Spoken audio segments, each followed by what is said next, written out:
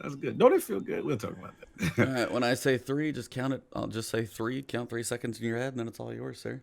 hmm All right, everybody, we're going to get this countdown going for the official recording, episode 73. Thank you for you guys for being early. Let's get this thing rocking. Take it in three, sir. All right. And we are live. Welcome to the last word with Lord Cognito and Ebontis. We are back at the campfire. What is going on, sir? How you been, man? I've been pretty good trying to actually play some other games, mix it up a little bit, try a few hmm things.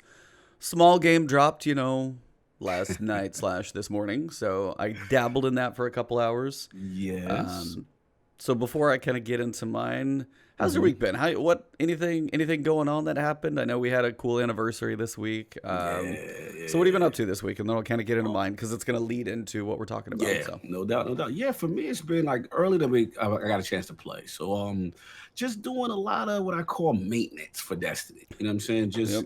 things I want to pursue, the builds I want to get going. I told you I got Izanami, so I'm happy about that. And I'm actually working on some cool builds right now with that. I'm from cool loadout. So basically, it's like right now it's like Kindled Orchid in that energy slot, and we'll be talking about what's gonna happen to hand cannons and all that later because I got that curated flavor. You know what I'm saying? And then, like I said, I'm gonna work on my heroic menagerie this weekend because I want that catalyst. I got my Juju cat. Shout out to Lynchpin. He was on Twitter. He had got his. I finally got my Juju catalyst done. But yeah, it's just about builds, man. Just all about builds, all about getting things ready. Obviously, gears came out, so Sorry, I get a gotta stop gear. you for a second. Oh, what's up? No, you What's were up? like all about the builds, and I was like all about bills, and it just made me think of that old song. What is that song? Which Pay my one? bills, pay my telephone bills. The bill, pay my bill. Can you handle my Oh my bill? god, handle my bills, pay my Mhm. telephone bills. There you go. That's how I was doing my Destiny challenge, getting all my bills Oh my together. god, That was funny. that would Yeah, be a funny song. Like that if would you be a could funny twist it song. Twisted with the Destiny instead of Destiny bills, challenge. just builds. Yeah, man. So I've just been doing that, man. Just been, like I said, grinding that. I got a chance, obviously, to touch gears. I know you touched that as well. And yeah, I know I'm going to ask you about a certain game that dropped this Mm-hmm. week. You Slightly. know what I'm saying? So let's get to it, man. So yeah, if you guys haven't known or at least been watching on Twitch, I've been trying a few hmm other games because we have this downtime between Destiny and trying to branch out. mm Because in the past crazy journey of before I even touch on what I've been playing, 5 years of Destiny. mm 5 year mm. anniversary was on September 9th. PR person at Bungie is really smart to handle that one because there was a cool interview Yes. on the 5 year anniversary. And when you Yep. see Luke was like, didn't even know it was 5 years until like this morning. So cool. hmm Um, but yeah, so I played Remnant, which is kind of like a Dark Souls shooter. It's like 40 hmm bucks. Like really solid game. Boss fight was cool. Played through it solo, of course, as I do. But got to experience pretty solid gunplay. Like actually hmm had good feel. The guns were different. Liked how they were hitting. Like the weight of Nice. the bullets and stuff. Like for what you would call kind of a not a big hyped game. Like hmm really, really, really solid. Good solid And it's production. got Okay. co-op to it, which I think they've got a patch out for balancing and stuff now too. So hmm some of the difficulties probably been tweaked a little bit, but honestly, overall, a lot of fun, cool RPG elements, leveling up, fun stuff. Nice. So finished that, got to the final boss, knocked it out like last week, took a little breather. Then Gears came out, as you guys Mm. know. PC Ultimate Game Pass was a whopping $2. Mm. $2, baby. Two Get down, dollars for two baby. months, and I Get was like, down. my buddy was like, it's $2 for like 2 months. I'm like, so I will say though, Let's go. that Microsoft store, dude, Oh, that, they getting rid of that. Yeah, it's That, trash. This that's is just the that's yeah worst thing ever. that's It's, yeah. it's just a So it's joke. just It's I not haven't even. used it that much, but I was like, where, how, what? Yeah, it is. So It is archaic. They're switching a lot of their stuff to was it W32. A lot of their stuff is going to be on Steam. They have admitted defeat with it. yeah. So trust me, So they like even Halo Master Chief. I believe is going to come to Steam, and then so that's how does the other the big one. Xbox Game Pass work with that, or do you still have to go through that other store that way? Now, yeah, if you're on Game Pass, you still gonna have to deal with that stuff. So like, I mean, that's still Look, shooting if their you own pay product. $2, Then you'll get $2 worth of stuff. I know it's worth $2. I'll give you that. It's $2. Cool. What's up, Vagabondo? Shout out to everybody Armando, jumping in this morning. Thank you guys for joining us. dramatic. What's But up, yeah, it man? took. I had to like. I got the Xbox Live beta thing. I got the Microsoft Store. Downloaded Gears, which was 60 gig. Would not load. Would not boot up. Would not turn on. Like over and over. Uninstalled it. Re-downloaded it again. Still didn't do it. Uninstalled it. Uninstalled Microsoft Store. Uninstalled the Xbox PC beta thing. Reinstalled everything. Finally got it. So. That's weird. Yeah, that took a bit. But once I got in, pretty solid. I will warn everybody, if you are watching this on Twitch, YouTube archive will be fine because obviously I'm recording it on my end. But if Twitch has any like dips, if we get funky, if it drops, I've just had an odd connection. Now, it's 8 o'clock in the morning. Traffic's probably not that busy on the internet, so we might be okay. Right. So maybe just trying to play 8 o'clock at night is just a bad idea. But while I was playing Gears, streams were questionable. But I beat all of Gears. I beat the full story. Now, I have never played a Gears game. Wow. So I missed 1, 2, 3, which was all of Marcus's saga, and then I missed 4, which was the introduction of JD and Kate and Dell and those guys. So I went back and watched kind of like the recaps. So I got an idea what was going on. I didn't get the full idea of like the Locust and Morena and all that stuff. It was kind of in there. So then in 5, I don't know how many people love the ending to this. I've heard things. Yeah. So I'm not going to spoil anything. Don't worry about that. But mine was more after playing multiple shooters recently, because I've been playing Destiny for 5 years, and we're so used to the way the guns feel in that game, the gunplay, and almost like the psychological satisfaction of like exploding heads and the weight of the guns, and just like it's more than just like pulling a trigger and it being somewhat reliable and accurate and feeling the animation and stuff. It's how the enemies react to your weapons. Yes. And that's like a weight behind, like, what does your bullet do? What does your shotgun do to something? Is there a stagger effect to somebody? And for me, when I was playing through specifically Gears, and this could be just the way Gears is, it's just been, it was the gunplay for me. Most weapons, like, especially the... Which ones, like Hammer Burst and all that? Hammer Burst was Lancer. kind of okay, but it was just like, I wanted like, the one that I loved and I never had enough ammo was like the Marza MZ1. It was like a 50 shot kind of scoutish type. That was the one that I feel like I could be accurate with. Everything, because you're like, unless I'm just up in the mix and I'm probably playing it wrong, being a little more passive, but man, if I wanted to get anything at range, I feel like I'm dumping a clip just to get to them. Right. Because it's like this wide cone that I'm trying to hit. And I'm just like, I'm like drawing an outline around their head. And when you get your active reloads good though, so that is a mechanic. Like I was like, what the hell's going? And then it took me a while. I was like, okay, I remember hearing about that for Gears 4 because that was with 4.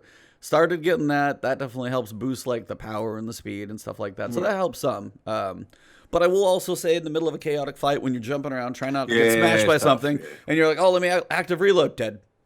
They'd be like, damn it. Now, there is one boss in that game. Yes. I do not like. Okay. End of Act 2, when you get there, I'm not a fan of. It's not the most difficult mechanic, but like if you sneeze wrong at one point, it's over. Like, and it's so. And I've played the dark. And I guess that was a difference, too. I was sitting there even trying to explain to my wife, which could have been falling on deaf ears because she has no point of reference, which is fine. But for me, it was, I've played Dark Souls. I played Sekiro. I played those games that are absolutely punishing. That's fine. But there are moments in that one, it's like, it is a predictability. It is like you learn the fight. And this thing is just sometimes just either throwing it at you. And I will say snipers in this game, holy hell, man. Yeah. Yeah, there's no like, oh, let me get like, oh, you're in full health. Oh, let me get you like low or weak or no, you're down. You are quick down on snipes. So there are certain things that just like if you're ranged or you don't jump at the perfect moment and you're already trying to run away because you know what, you got to have some distance to see him anyway. You get tagged in the back while you run and you're just like insta down or absolutely. So there's just some mechanics on it's mostly the second boss that annoyed me in the fight. Anybody who watched me, I eventually ended up getting him. It's just was just chaotic and crazy. So overall, so I will say for Gears playing through like a adventure, like shooting game, and then getting like the cinematic story moments and like the cutaways of like the flashbacks and memories and things like that. Those are something Destiny desperately. That I want to see. Those types of things are amazing. We get like very little in cutscenes and stuff like that. You know, your character's actually talking because you're basically playing through. I played through as Cade mostly. Right. So as you go through, you have a voice, and that's one thing too. I listen to. I don't know if you guys, any of you, listen to Dude Soup. It's the Funhouse podcast. They had both Nolan North and Troy Baker on there. Oh, the voice guy. Nolan's my man. Oh yeah, both of them were on there. Like, and I mean, they've done 700 roles between them. Yeah, so that's a really cool listen. But they were just talking about the difference between. Sorry, this is a long intro for me this morning. I apologize already. But they were talking about like the journey you go through in a video game and kind of the importance of voice actors. It's like as you watch an actor on screen, they can have an amazing job. Like Heath Ledger in The Joker is like one that always jumps to mind. Just an amazing role, and you watch it. But when you have a voice actor playing through as Uncharted or as Cade or whatever, that voice is in your head, and you are basically in a sense feeling them. You like you take that on, and when you go through and you have that feeling of like I'm this person and this is how I sound. Everybody always talks about Shepard in Mass Effect, for example. I've never played it, but that's a big one. They got David Hayter, Metal Gear. Yeah, during his day, that was an iconic kind of voice. So I mean, those are all So listen to that one if you can, because that was a really cool listen, because those two sitting together is hilarious. But just that, like, when you got to see those like cinematic experiences, when she's in a moment trapped under a rock and just like the pain, the feeling, the strife, like the actress did an amazing job for her, and you can feel like the pain, and like there's one point. Yeah, this is big coming from like in an Xbox game. This is big coming from Hold on. I'm enjoying here come the caveat. No, it's like I enjoyed like the voice acting was really good. Like the cinematic pieces, the way they told the story, those little pieces, those are things I want in Destiny. The story in and of itself, like it was. You are a new player. I am a new player completely. Who jumped into 5 with never playing. No, I know. So like the weight's not there for me. So, and I also feel like this is the middle of the setup of more for a 6. Like this truly feels like a middle. This feels very much like a middle, like an episode 2 for the prequels. This feels like they're setting things up. Chess pieces are moving. There was one thing we saw, like those kind of, but there's going to be a 6. There has to be, obviously. So jumping into this one felt a little weird, but mine wasn't even as much on like the story pieces. I really wish stuff like that was in Destiny, but the gunplay on Destiny after even like playing Remnant and stuff like that, it doesn't even touch it. I gave up on that a long time ago, bro. I could have told you that. I know. A long time. I realized between like I said, I put up a new article. Check me out, lordsofgaming.net. Please check it out. Shameless plug. Shameless plug. Gotta do it, baby. Gotta do it. We out here writing. I'm working hard, man. So yeah, man. I said it. I was reflecting on my thoughts about it's 5 years. I don't know if we want to segue right now into it, but if you want to save that. Nope. And it's like, like I'm just like, yo, I've never played a game like this before. No. Like I've never played, like I've had games that have a good run, 6 months, a year, and you play here and there, you still play it on occasion. But I'm talking about playing a game. This is where Destiny's weird. Playing a game with the same level of intensity that you played it when you first got it the first month. That's Destiny. Yeah. Like that is unheard of. So I was like, in my mind, I was like, okay, so what is it? And like I said, the article is like, again, you got the art style, the skyboxes, you know what I'm saying? And then it's the gunplay. It's the gunplay, bro. There's nothing. It's everything you said, whether it comes to the feel of the gun, the aim, the impact on the enemies. You know what I'm saying? Like, it's nothing beating Bungie when it comes to pure gunplay, and the fact that each gun is distinct. You know what I'm saying? Has even down to the sounds. Like I'm pulling out Izanami and it sounds like I got a samurai sword when I yank. You know what I'm saying? When you yank it out, like just the little nuances it's pretty amazing. So yeah, man. It's just and obviously we this podcast as a result. You know what I mean? Because of Destiny, meeting people, friendships. You know what I mean? Even Iron Lord podcast. I mean, look, Iron Lord. What is that? Come on, it's founded in Destiny. You know, everything I've done is founded in this damn game. So it's just like. It's just been weird, man. I just look back. I was just like, wow. Like I saw your tweet, And I was like, yeah, you know what I'm saying? I felt it. You know what I'm saying? I really felt it came from the heart. And it's literally how I felt, which is like, this is an amazing community, amazing game. I've never experienced a game like this.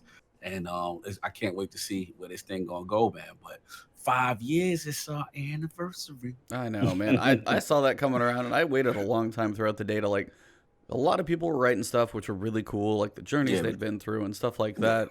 mm-hmm. It was like I waited a long time through that. I was like, I gotta write something. This has been too much. It's like too Yeah, much of me. I played the alpha before things were out there. Played the same, beta. same. I was like, Mm-hmm. started. Had my friends who started with me, and then the journeys Mm-hmm. for them dropped off. I've been with it. Started my channel. Like, I mean, Mm-hmm. I do this stuff now. Again, I do this stuff because of that damn game. That dang it. Like it's Destiny. Like I went to Guardian Con, I met you. Went to Destiny Con this year, met so many more people, which was crazy. Mm-hmm. People like not like there were 2 people that recognized me, but one of them like a family, like literally like Mm-hmm. a few hours from getting there. Mm-hmm. It was like it was a family that came up, met me. They were the nicest That's people. dope. Whole family That's knew. dope. They watched my videos together and stuff. And Mm-hmm. there was a father and son that played, and the mom was there with them. And it was just like they were a really cool family, and they just came up in it. And like had this game never been invented, I would have never been in Florida, seen Yeah. the resort. Like the amount donated to charity, I don't know if Mm-hmm. it's close to like because they did 4 million this year. Like it was close to 3 last year. I don't know if they're close to like 10 million, but they have to be close just through Oh this yeah, community. just this community. It's insane. And the last point, it's my story is kind of funny because as much as I love Bungie, I remember when they announced, and I was in the alpha and all that stuff, and I did love the alpha. I said, "Ooh, alpha looks good. This thing got potential. I'm hyped." So my hype level was very high. Then the game came out, and I'll never forget. I kind of soured. I got to my, level, beat the story. I didn't get to the max level cap. What it was, at 25, 26, whatever Yeah. level to get to 30. And I was just like, man. Like, I was be honest. I was like, man, I don't like it. Man. Right? So I left it alone, and I'll never forget. Shout out to Sinister. Shout out a lot of people in the clan. They're like, yo, we're going to get you to 30. I think I needed boots or whatever to drop for me to finally get it. I got it, and it was Vaulted Glass. And I was like, what's this? What's this thing y'all talking about? No, you got to try it. It's the raid or whatever. All right. So I'm like, yo, I'm literally about to trade the game. Like I was done. I was like, I did everything I need to do. I've seen it all. This giant is And I really didn't like the ending. I remember I was like the ending with the speaker. Stranger, yeah. Yeah, whatever. And what was the giant, the classic line? You know what I'm Oh, I saying? don't have time to explain what I don't have Say time to what explain. Yeah, I'm like, oh no. I'm like, this. I was a hater of this game. Make it be clear. So then we get to the joint. We do Vaulted Glass. And I'm like, whoa, this is different. And that's why when I was listening to Luke talk about Vault, which he also agreed is the GOAT, but we're going to get into that. No, he didn't. I'm going to act like he said that. No, But yeah, he did not. Yeah, he did fix not. your face. Fix your face. Give it up to the champ. Give it up to the champ. But yeah, man, like I just listened to him, and they were like, they asked him, like, Greg Ben asked him, like, did you know what you had at that point? He was like, no. And then something happened in his family, and he had to go away. So he didn't get the chance to see the live reactions of people playing Vault of Glass like other raids.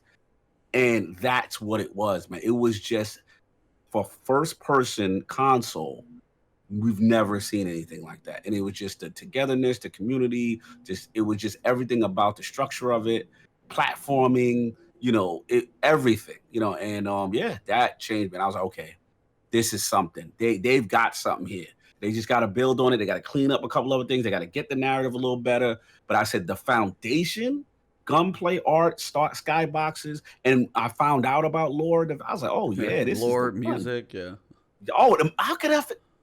You just reminded me about something I completely forgot to put in the damn article. Yep. That's the thing I also champion for, which is, Destiny got some of the best music in gaming. I'm getting upset. I'm gonna have to go to Jeff Keighley and say, look, if Destiny don't, I don't care if they don't win. How they not getting nominated? Like that. Come on, you ain't so getting many though. Like, nah, man. That's one thing I'm gonna fight about Destiny. Don't just even Destiny won with our boy who's not there no more. What's Marty his name? O'Donnell. Marty, come on, in the spheres. come on, you could play that in the orchestra somewhere. We could make money. They do. Exactly. Yeah. But that's my rant on it. I know No, I mean, it's been an amazing 5-year journey, like the place it went through. And that was the thing. I mean, he said it in the interview, is like he saw people on Twitter or Reddit basically just saying it's like it's a shooter and it's a raid. And it's a shooter.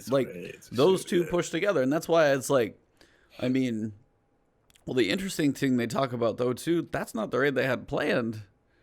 Do you know what the combined raid was supposed to be? Yeah, that shirt. That's why I wanted a shirt. Yeah. So, like, the raid that was actually planned for, like, their story. And that's also, again, goes back to just prove the disjointed release of Destiny 1 and the story that was and didn't happen and could have. And all those things. They had Crota and Oryx and all that stuff is, like, one connected thing. So it's like, how all that got disconnected or forced. I don't know if there were people involved or stories got forced. Whatever happened. Yeah. Like Oryx and that, like that shows you from the beginning they wanted this Crota Oryx story to be one unit. Yeah, and it ended up getting like totally separated, totally split. And think about all the turmoil they had. I mean, I don't know if you read Blood, Sweat, and Pixels by Jason Schreier. Like this game was literally piecemealed together at the last minute. Like they had so many obstacles just to get the game out the door. Yeah. Like it's truly amazing that it even launched and then people stood by it in the state it was in, right? Because we still saw the potential. We still had the core elements, all the things you're talking about, you know. And yeah, man, it's truly amazing that what it's become. And now I'm like, yo, 5 years. Wow. Yeah, it's been an insane journey. I feel like I could talk about it for the entire podcast, but I'm sure we have to move on. We have to move on. But yeah, it's been amazing. And like you look back and think of what we've been through. There's some crazy moments. Like one of my best is back there. So no, it's been a ton of fun. So for the Kind of Funny interview, I think we touched on some of the stuff he went back talking about, kind of the nostalgia, his journey up into it, how he kind of got started in. Hey, do you want to work on raids? He got into that. Hey, do you want to run the game? And he's just got imposter syndrome the whole time. But he's really cool about it, so it's a good listen. So it's Kind of Funny. Luke Smith, if you guys didn't catch it, it was like 3 days ago. So definitely check that one out. It was really cool. It's out there and it's just if you're a fan of this game, go check it out because it'll send you back on nostalgia, but also remind you and show you things that they've gone through too. The journeys they've been through, what the development's like. And I think one thing they brought up that I think a lot of people say they may empathize with, but then sometimes they're like, I just want my game. Like they don't really he was just saying some things that are really easy, that you would think are really easy to do are not in no way. I'm not sure that way. Yeah. Because that's the whole point of some people like, well, what's this development cycle like? Well, it should just be like flip a switch. And everybody's like, that's not. His example is like, there's not like a push a fun button and everything's just in fun mode now.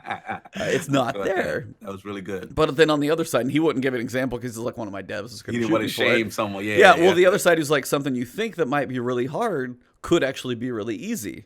And he's like, I'm not going to give an example because the dev might be like, dude, I may make that easy, but it's not easy. Bro, so his PR tap dancing game. Oh, he's on point. He's got some D. He's got D. He's got that D. He went to D school. D school. Yeah, he worked it. But no, that was actually cool because I mean that's one of those you think about, be like, oh, what's this? You know, let's add a gun. That was one of the examples. How hard is it to make a gun? How hard is it? Yes. Yeah.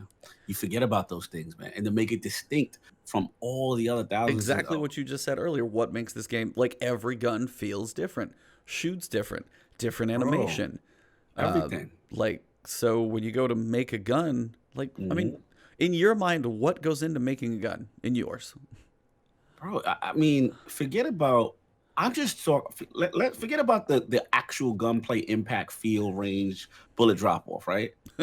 We got to admit, these molds, this art team, just the design, like it's just, I look at Thorn and to me it looks like this sick dark Corvette. It looks like the Batmobile. Like it's just, these are just sexy designs. And then we take for granted ornaments and, you know, Galahorn, the epic, the imperialness, the wolf, you know, like I'm just talking about on a pure aesthetic level. Few is touching them, right? Oh, yeah. Now you combine that with feel, with weight, with the barrel on the gun. Remember what the point he said about the hand cannon, that iconic thing when you see your character like this, right? Few games don't have that. You know what I'm saying? And just that whole mythos about a hand cannon. Like, they've got a lot of things that they just do well from a system fundamental standpoint. They just do tremendous. And let's just call it what it is. I've got my chest. No game is seeing Destiny on gunplay. I'm sorry. I don't care. Call me biased. I've been around. I'm an older gamer. Hey, chill me out, baby. Because I'm gonna tell you right now, I played them all. Chill. Any game, you know where I was going with that you tone. throw at me, bro. I'm telling you, the gunplay. Nah, even the biggest Destiny haters will tell me like, nah. Yeah. If there's anything you can't say. That gunplay is airtight, but it's it's absolutely solid, and that's one of those things. Mm-hmm.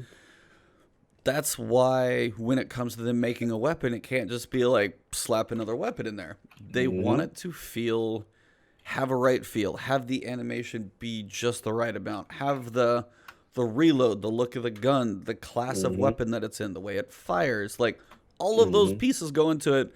On top of it working in. How does it feel in PvE? How does it work in Gambit? What's the damage numbers in there? What does the PvP feel? Is it going to break the meta? Are we going to have like a recluse in PvE example? There's so much that they have to equate for just one weapon. Yeah. Now, would I like more of them? Yep. Sure. Straight up would. Absolutely would. Because the importance of those weapons is one of the things that makes Destiny what it is. Right. So having more options for those, or having a refresh at the vendors that we keep asking for, that's not a small undertaking, as they're saying, but it is one a lot of the player base values.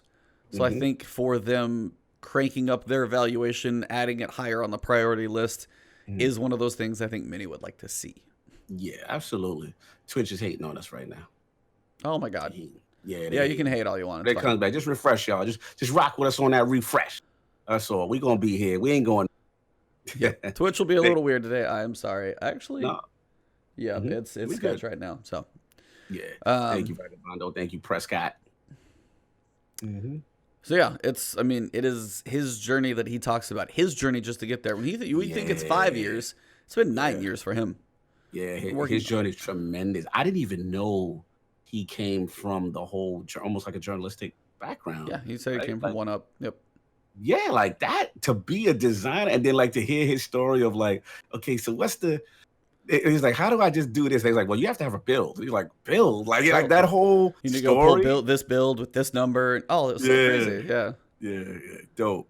So salute to Luke, man. I mean, I got so much respect from, obviously the history of the game, and just to see his role of what he said is guiding. He used a great analogy, which is like guiding a fleet. And again, just getting everyone, make sure we're in the right direction. But then at the same time, if some other ships say, hey, we found this, hey, it's cool to steer it, all together. So that's cool, man. I would love to be, one of my goals is at some point, I've got to get out to Seattle. I've got to, if there's any way I could do a studio tour, I don't know if they do that, but I would love to see that, because it's to the point now, it's undeniable. Like I liked a lot of developers over the years, Namco, you name it, but Bungie's clearly by far, it's by default my favorite now. Yeah. So it's like, I gotta go out to the mothership. Oh yeah, gotta get called back. Take the trip to the Mecca. Exactly. And then, so yeah, it was cool just to see. But it was like, when you think about the studio working on it, they've almost been on this thing for a decade. Yeah. And he said for him, I think it was either next year he's going to be 40, and it's actually going to be a decade that he's been working on it. He's like, it's a quarter of my life. Bro, proud of them boys, man. Like I said, we give them crap. We're passionate, but let's be real. We do it because we still love this damn game. We're still addicted to this game as much as we talk crap or anybody. They are. That's the funny thing. So play. Yeah, that's dope, man. Salute to Bungie. Salute to 5 years. It's our anniversary.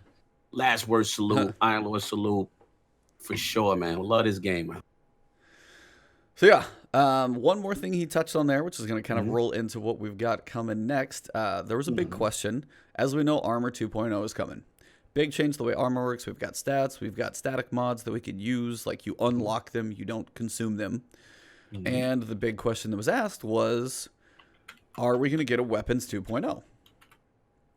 Now, before we get into all the sandbox changes, we will say one thing. So, what is the big thing in the TWAB that basically you almost said it was Weapons 2.0? What do you got?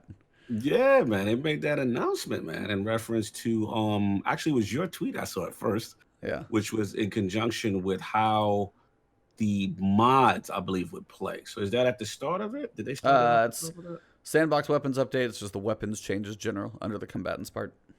Under combat. Yes. Okay, so we got mine. Okay, there we go. Boom. So weapon mods are now treated as reusable unlocks instead of consumables. Any mods you have in your inventory will be converted to unlocks. This gives players the opportunity to play with different mods more frequently. If the only copy of a mod you have is already in a gun, you will need to reacquire one to unlock it. So that is tremendous. I have a question though, Okay. because I'm a little scared. I love, first of all, I love this whole. I should say I'm just saying selfishly about one gun. Yeah, like I got my breakneck, bro, and it was hard to get that rampage spec. So my question is, do I got the farm rampage spec? Am I gonna lose it out of my? Yep. You got to get rampage spec again. Well, alrighty. Get in them forges, sir. Get on that. Bro, Ada don't show no love with that mod, bro. She'll give me like a bunch of dragonfly spec and all this other stuff, but that mod takes forever for me to get. Damn, I gotta farm that. I can't be having my breakneck out with all the buffs going on. But continue. But yeah, what you feel about that, man? So that's now the that big one. So yeah, Weapons 2.0 is not happening is the biggest one. But that was before we knew in the TWAB that weapons were going to have consistent mods, like that you can basically use the ones that you have. And I think Vagabondo said it right. I think Weapons 2.0 would be, I don't think that would fit. I don't think, I mean, that is part of the game is literally RNG on the weapons. It's like, whether it's Borderlands or whether it's other things, like the RNG on the weapons is one of the biggest pieces of this game. What are the rolls that you get on it? What are those? If you're able, I mean, the fact that we could pick a masterwork in the menagerie was already like, some people were like, oh, we're flirting with it getting too easy to get your stuff, and can you get too many drops and all that stuff? So I don't think there needs to be a Weapons 2.0. I just think there needs to be like Shadowkeep perks. We need more perks to pick from on the guns that are, or you need to weight some of them better so they're worth more than Outlaw, Rampage, Kill Clip, Multi-Kill Clip. Like, we need more options besides those. And I think that's the big weight, because if we go into Shadowkeep when we're still always going for do I want my Rampage Feeding Frenzy weapon? Is that still all I'm going for? And I think that's probably the bigger one. Weapons 2.0, it's not like, hey, I just get a blank gun, let me pick all the perks on it. That's, you're gonna run. They don't have enough guns for that. They can't build their weapons that way. I agree. Yeah, I like it. I mean, in a sense, it's like a halfway 2.0 in a sense anyway, because once you've unlocked it, then you have it. So I'm fine with this. I agree. I don't want to mess with the integrity of what the loot system is in terms of gunplay. So I'm cool with this choice. Yeah, and we'll have the rolls still on the armor, because you're going to be going for perfect stat rolls, maybe another build on your stats and stuff like that. There's going to be some options there. Not a ton, but I mean, you're going to look at every piece of armor that drops just in case, especially when you get to the higher stuff. Exactly. But when it comes to weapons, I think our biggest thing is just more variety, different perks that have different functions. They've introduced like Swashbuckler and Multi-Kill Clip and 1-2 Punch, and they've added more to the pool, but they haven't like opened all the perks to all the guns. Okay. So it'd be nice to be like, hey, can any gun have any, or I mean, yeah, sniper rifles don't need like hipfire grip. Right. That should not be on there. It's like, there's certain perks that, they should, from archetypes, should be removed. But on the other side, there are some perks that have been introduced in like annual pass stuff and expansions that I would like to just be able to see roll on a Better Devils or a Nameless Midnight and stuff like that, to actually have an option of, any gun I look at, potentially it's like, oh, this is old, it can't get the new perks. I don't want that feeling anymore. I want to be able to say any of these guns can get these perks. I mean, if I can get a Feeding Frenzy Rampage on a Nameless Midnight with buff that's coming, I mean, that might actually be a viable gun. So But until that happens, that I'm limited at what I'm looking for. So fair enough. That's my thoughts on 2.0, and mostly not even 2.0, just my thoughts on weapons. So, what about you? Anything else from that interview? I mean, it was a cool one to listen to. It was like an hour and a half, but it was great. His background, the journey, obviously hearing about, the raid creation. So many standouts, man. Just trying to think. I think we touched the majority of the ones that I wanted to hit.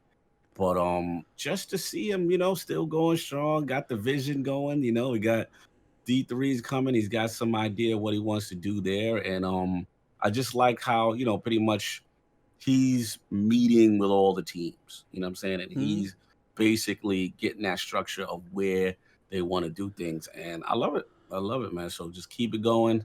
I like to see more like this. I liked his, breakdown of how it came down with the directors, writing the whole director's cut things. I want to see the cutting floor room for the edits out, because they talked about like masterwork cores. I'm like, dude, do you have any idea how many people want to read about your thoughts on masterwork cores? Like the entire community wants to know. Absolutely, man. He's dropping gems. Yeah. Just a fantastic. It was one of those interviews. I was like, I had to salute Greg Bell. I was like, this is one for the ages. He did it. Perfect timing, the anniversary, as we host, you appreciate stuff. So great episode. Yeah, that was a great one. And that leads into, as we talk about weapons and the changes that are coming, TWAB this week drops and just smashed us in the face with a bit more. So we'll go through the sandbox first and save the future for the last, which may be out of order, but that's what we're going to do because we already talked about weapons. Yeah. So as mentioned previously, Shadowkeep is getting a sandbox update to some things like heavy ammo and supers and orbs and classes, and now we get weapons. Woohoo! Just go. We got weapons. So they said they did a deep dive into the abilities in Shadowkeep. This week they want to give patch note previews for weapons. A lot of it is going to be different in PvE environments. Specifically, a lot of this is PvE focused, actually. With relation to weapons and dealings with enemies and different types of enemies as well. So the first thing they actually touch on is one thing that I guess got added in a little later because I saw like a correction from DMG. So combatants in general, and this is something I guess I don't even know if I knew. I mean, I always know you kind of smashed little guys in the face like Thrall. You just figure like you're weak. I'm gonna like if you crit, you're like this is just big anyway. I kind of figured that was it. Minor enemies, quote rank and file. No longer take more precision damage than other enemies. These enemies previously took twice as much damage to their precision hit locations than enemies of higher ranks. You will still deal with precision damage, but this is now entirely dependent on the weapon as it is for higher ranked enemies. So that's one of those things I didn't even think about. So I guess like if you still shoot a Thrall, you're probably still going to kill a Thrall. But I guess now, like, just a Red Barn Knight might be a little harder to kill. Right. Yeah. So absolutely. Something like that. Like the bigger, beefier red bars, not the majors, not the bosses, but the red bars could be a little more of a going to keep you busy. Like the ads are going to be like if you get rushed, it's going to be a bigger issue. I think. Yeah, that's the vibe I got. Yep, that's literally the vibe I got. Like there's no more just completely hot butter knifing them boys. Like they have a little bit just like mowing through. Yeah. Exactly. Yeah. So we got weapon changes in general. As we said, weapon mods will be reusable. I mean, that's just cool. So that's cool. I think you only need to keep one of each mod then by the time this comes around, so you can delete every other mod but one. Yeah, I think so. Just but one. As long as you have one version of it not in a weapon, you'll be fine. Yeah, I just gotta make sure and look if I've got like my rampages and my dragonflies. Of course, my hoarder self probably has like 12 of everything. But I will say rampage was hard to come by. Like if I look at rampage, it's probably gonna be Yep. No, I know the stream is going bonkers right now. Just refresh, y'all. Keep on. Yep. So, but yeah, like the weapons that we've got coming are gonna be like using the mods that we've got, which is cool. I just have to hope that when it comes to my mods that I've got a rampage sitting down, I'm like looking through, I'm like, do I have it? Do I have it? Do I have it? Cool, I've got it. Okay. Yeah. Oh yeah, that's what I got to do the same thing. I got to do the same thing. Yeah, I have like, okay, so I don't spin mods that often. Shocking. I'm a hoarder. That's not news. But when it comes to like Rampage, I have like 8 of everything. I've even got like 4 of Dragonfly, but I have 2 Rampage, but like I have like 10 of everything else. Just in normal math, like Rampage is hard to come by. So like that's one of those for sure that if you don't have it, you're going to want to jump on that one. But if I can just hold on to one and just put Rampage everywhere, yes. Oh, dude, that's just beautiful. That's why I got to get it back. Yeah. That is my baby right there. What? But that's also like if you want to test out, hey, how does counterbalance feel on this one? If you don't want to log into light.gg, see what the recoil direction is like. Oh, let me switch it out. Okay, recoil direction is actually worse with this one. Let me go put in quickfire slag or something like that. Who knows? Like, and just think about the ramification of, when you do make the mistake and now you don't have to shard. Like the sharding was so annoying because there's some guns that I'm like, yo, this is a good roll. It has a mod that maybe I don't want in it, but the gun I don't want to get rid of. But now, you know what I'm saying? It just puts you in this bad position. So tremendous design choice to have that free. It's basically weapons. It is basically Weapons 2.0 light. Like weapons like 1.7.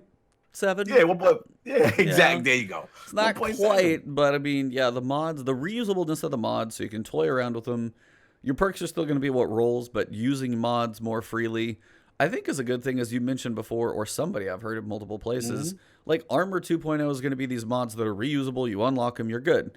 It was going to feel really weird for new players and new light coming in, being like, what the hell's up with these weapon mods? They go away, but the armor ones don't. Why is this system different? So it's all the same, universal across the board. They just hadn't got there yet.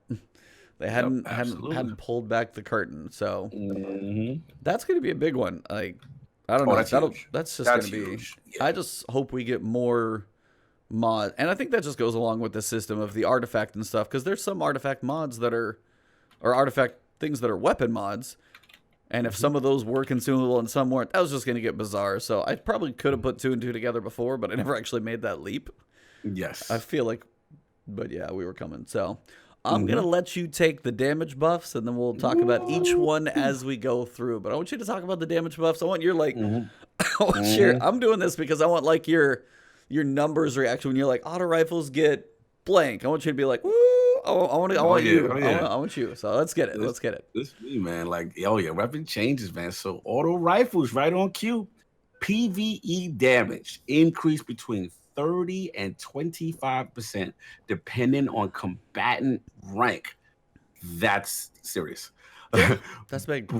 That's big. Bows. PvE damage increased by 31% against minor enemies and 26% against major enemies.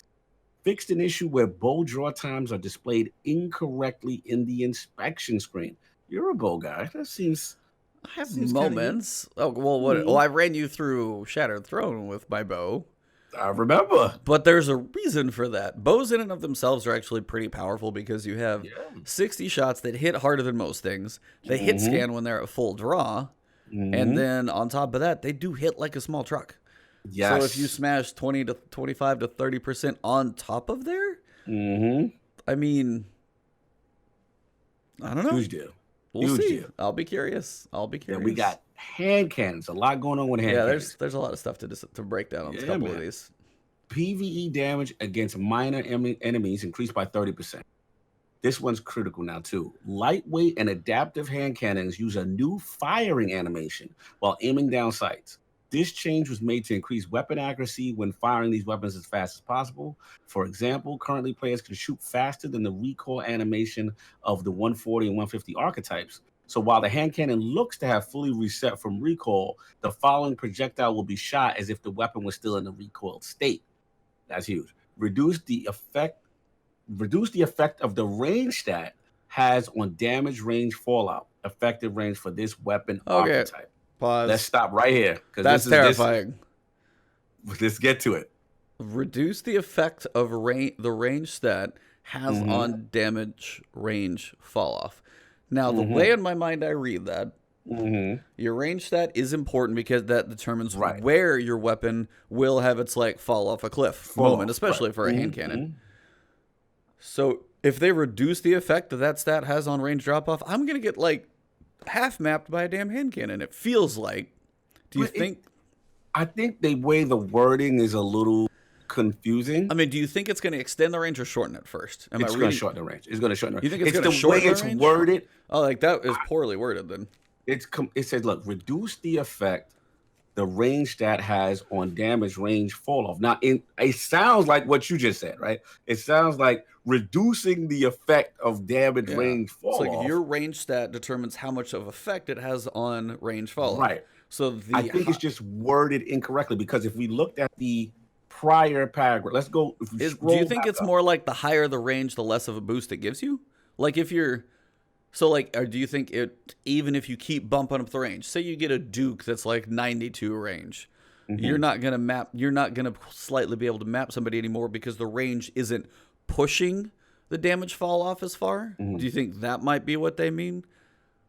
The vibe I get, again, that bullet seems poorly worded. Very. It's the not vibe clear. I get is, where's the example? I need that. Yeah, if we scroll up underneath the Shadowkeep sandbox update weapons, right? Second paragraph, it says, in terms of how these changes will impact your PvP experience, a few weapons and archetypes are being buffed, while some meet more aggressive range fall off to give breathing room to scout rifles and other weapons. So the vibe I get when I read this is that they're reducing hand cannons. We're going to get to pulses. We're going to get to the other ones, right?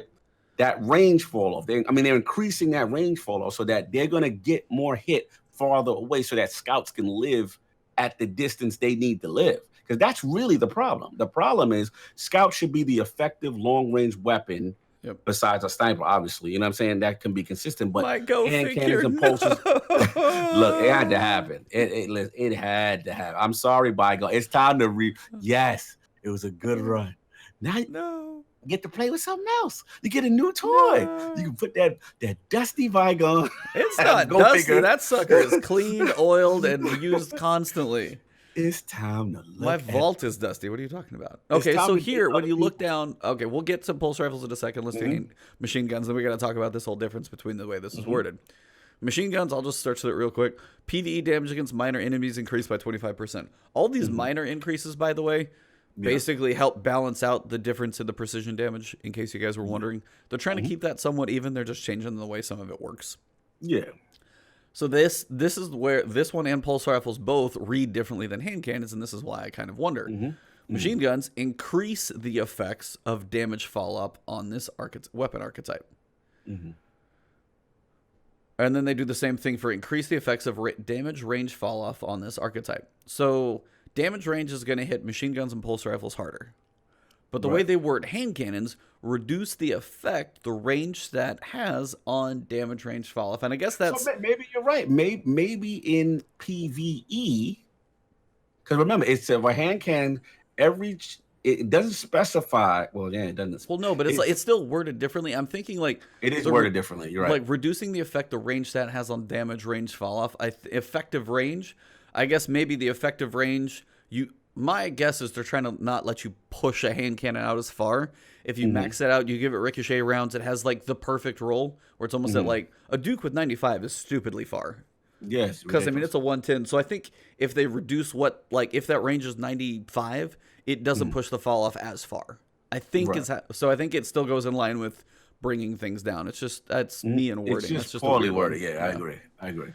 Because again, we all agree in the current meta, hand cannons can compete way too far with pulses, scouts, whatever.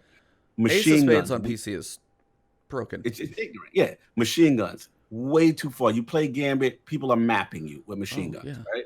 So again, these are things that they recognize a problem, and the same thing with pulses. I mean, pulses. I'm Juju, right, bro? I am mapping people with Juju.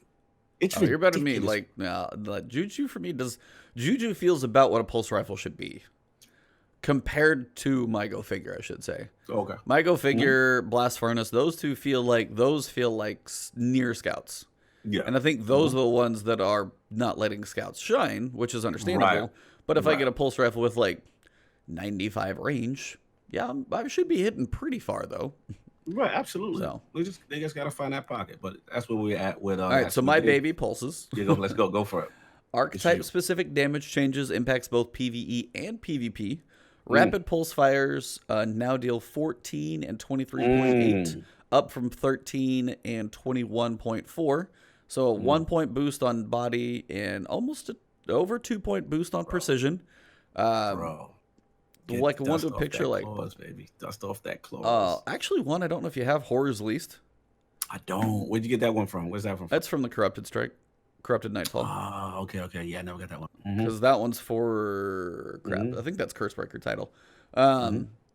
Dude, that thing, I've used it in PvP, and it didn't quite like have the speed, but it was pretty good. Like, it's damn quick, and it's just like it's so fast. I can see that being a thing. And now high impact on the other side, going from 20 to 21, so up one and up one in a high impact pulse. What's your high impact pulse? What are you grinning about? Wait, bro, you ain't even thinking now, right? You just earned the pinnacle of it just recently. I did? Pinnacle. You just Redrix. That's the one they're talking about. Redrix is gonna be lit. Think about this, because you're gonna get that buff with high impact, and then when you get Desperado, man, I got Redrix. It's going to be a problem, because that was one thing I was thinking about. I was like, coming into the next season, I'm like, okay, they gotta buff certain things. There's certain things they're looking at that are not useful, and I'm like, I still feel so bad for Redrix. I was like, it's really not in a good place. I hope they do something for it. But I thought they were going to buff the gun on an individual level. But now with Pulse Archetype, those two archetypes, Redrix is going to be dirty, as it should be, based on the people who put in that work. I mean, again, hard work. It's just a commitment. So what did you have to do to get it the first time when it was Redrix Claymore? Oh man, I think it was old school. Was it like 55? Did you have to go stupid high? Like, I think it was like old school Fabled or whatever. I mean, not Fabled, but what was that? Legend? Like literally maxing it? You may have. I don't remember. Chat. We gotta ask the chat. I can't remember if it was old school rules. Like they were still figuring that stuff out. Yeah. So I'm gonna assume it was one of those high rankings, bro, to get Redrix. It was an issue. It had to be up there. I know it wasn't I know it was hard because next to nobody got it. I know two people that had it the original way. But I will definitely say the journey to Redrix Broadsword is a long journey, and 5 PvE resets in one season. I'm almost there. Dude, I'm at 4. Are you gonna try and get it this season? Or are you working on that quest? I'm getting it done. I'm getting it done. Are you on that step? I'm literally on the last step. I got the 4 resets. And I'm like on the last circle before I get 5. So I just got to play like a couple, like maybe 4 or 5 matches. Yeah, just wait for like Iron Banner or one of those. They have buffs coming for all the Valor and stuff, so that'll be coming. So Redrix.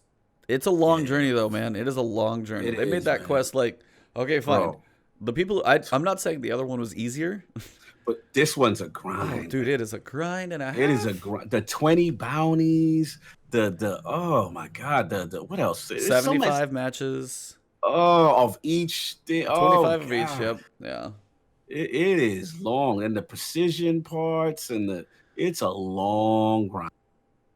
Long grind for sure. All right, shout out to Slayer. He said Claymore required Fabled in comp. So that was it. Fabled's only 2100. I guess it's just people are getting more used to going to that now. Yeah, and it's gonna be. It was in the classic, gladiator meta where you went up. Remember, back then they had losing streaks. Remember? Oh yeah, bro, getting Redrix. Man, they had those they had the losing streaks for a decent amount of time. But losing streaks. So Redrix was in that rough meta, baby. What them boys got? They just got an ornament, right? All they got was like. I don't remember. I think they gave him an ornament, or it looks slightly different. I mean, it's like. If you ever see Claymore, that's the OG. Like no one can get that name anymore. So salute. But I'm hyped, man. This is next good. one good. Is a big one.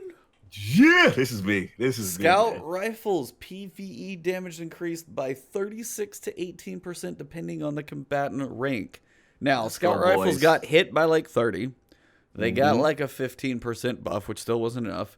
We're going over that, so we're getting 15 plus more, either +3 or even more up above that. Almost 20% above what they used to be. Let's go. Bro. I'm So dusting go get off. your Oxygen SR3. Oxygen SR3. Polaris Lance. Polaris Lance. You know what I'm curious? I'm curious how Skyburner's gonna play. Sky. Curious how Ooh, Skyburner's. ooh, Remember that Skyburner? could be Yeah, dirty. That could be Skyburner. dirty. Yeah, I that could be almost played dirty. with that the other day too. I was going through doing just goofy loadouts in Nightfalls and like Solar Burn. I'm like, I ended up using like Prometheus because I was just goofing around with trace rifles that day. But I almost pulled out Skyburn. It's just be like, dude, you can just like strafe and let auto aim do its thing. Just be like bob and weave, and let the auto aim. Yeah, Skyburners. that might it be might fun. be something. I got a sick what was it? Something Talon. What's that joint from Iron Banner? It's a scout from Iron Banner. It's really serious. I know what you're talking about. Yeah, Talon I forget something. that one. And also Baby Polaris, the one I call it MK11 or something. The legendary version. The legendary version of it. Yeah. It's the Braytech RWP. Yeah. Braytech, yeah, that one, yo. That's what. But yeah, I cannot wait. I got my Oxygen on deck. I have it with a Dragonfly spec with that or an automatic perk. It's gonna be crazy. Fireworks. Yeah, I got a Talons of the Eagle with Outlaw. Talons of the Eagle. Outlaw Rampage. Salute the Mida. You know Mida's coming back strong, baby.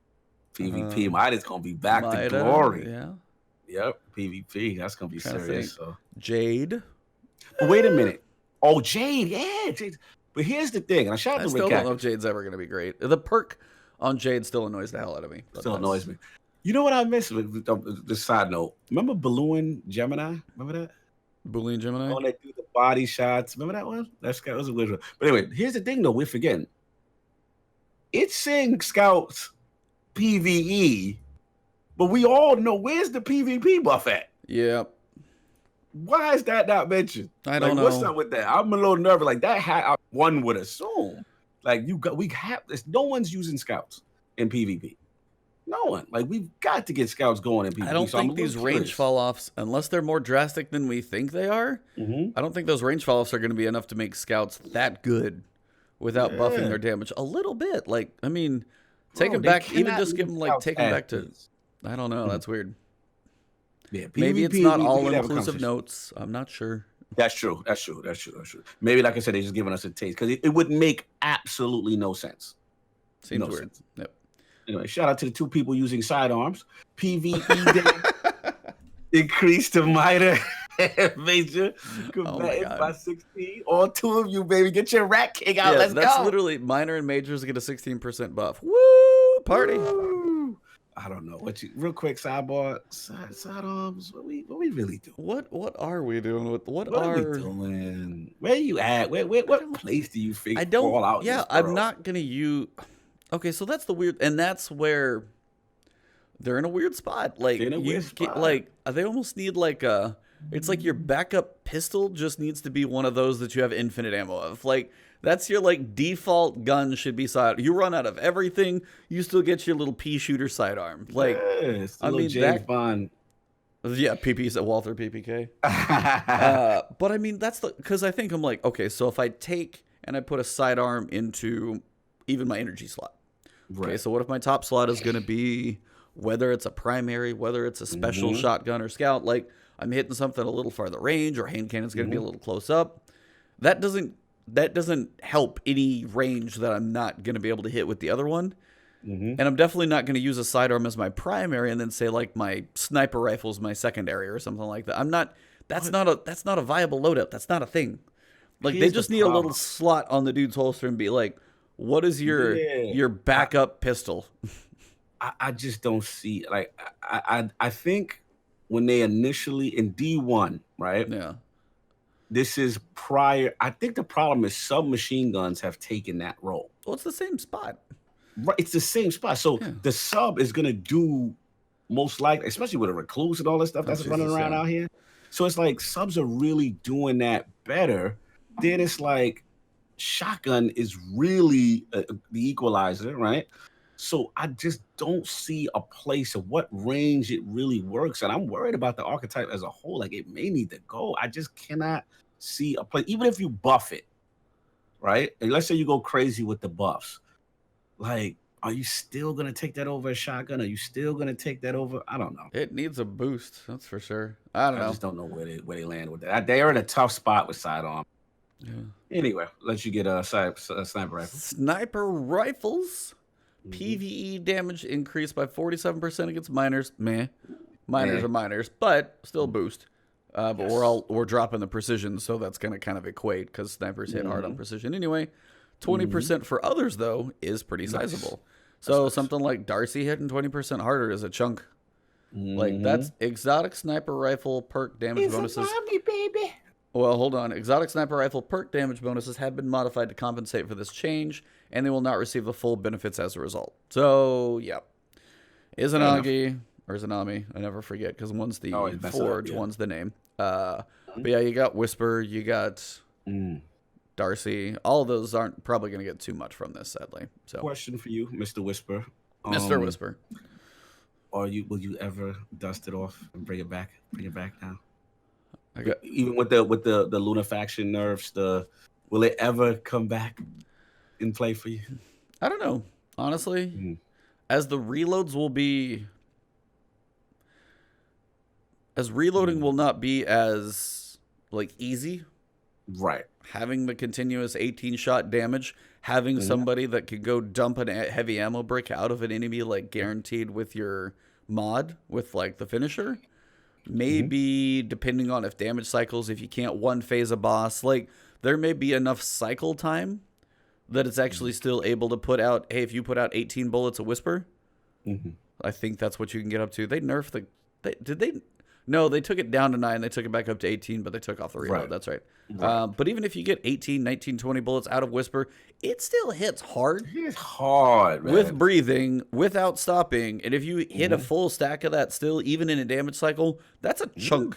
And if you're forced to do damage cycles because they don't want us to one phase, and you can get like heavy ammo brick pickups, it's possible that might still be good. Like it has more potential, I feel like, now than it has in a long time. And that 20%. That's not going to go onto exotics. Read the bullet below it. Oh, I thought it said exotic sniper rifle perk damage bonuses. So that would be like box breathing. Or whisper breathing. But I'm saying the actual gun itself in its normal state should get the 20. Fair. It should get the 20. Yeah, they won't receive the full result of the damage buff. So yeah, it's not full, but it might get a little more. But I mean, still, like, I think going into this new world of not free reloads, they're going to be faster, which honestly works for that's, and having probably cycles of bosses and stuff like that. I think this is probably going to be likely a thing that actually might have a chance. Yeah, maybe. I think cross my fingers.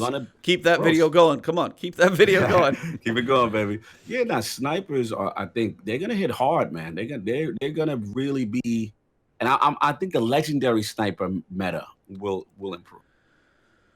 Yeah, that'll be the big one because I mean snipers and I don't know, it always feels weird in a sniper in PvE, and just some of those perks on there when you're like, oh, get multiple kills with a sniper. I'm like, I'm not picking off Thrall with a sniper. That's not its purpose. Never has, never will be. I agree. Yep, so it's always some perks that I'm like, in theory, no. Just even in theory, no. Submachine guns. PvE damage increased against minor and majors by 22.5%. Definitely go equip that recluse on day 1 of Shadowkeep. Aggressive frame of submachine guns, which I don't even know what that would be. There's a couple examples below. Remove the intrinsic effect of deals bonus damage at close range. Didn't even know that was a thing. This bonus was 10%, but was unintentionally always active. Oh.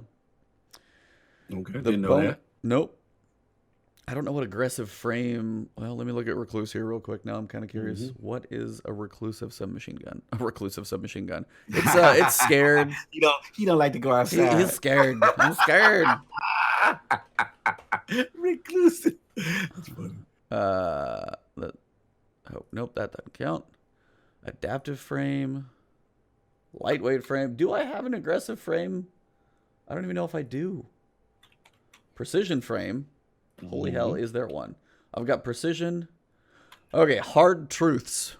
That is technically an aggressive shame. Aggressive shame. Aggressive frame submachine gun.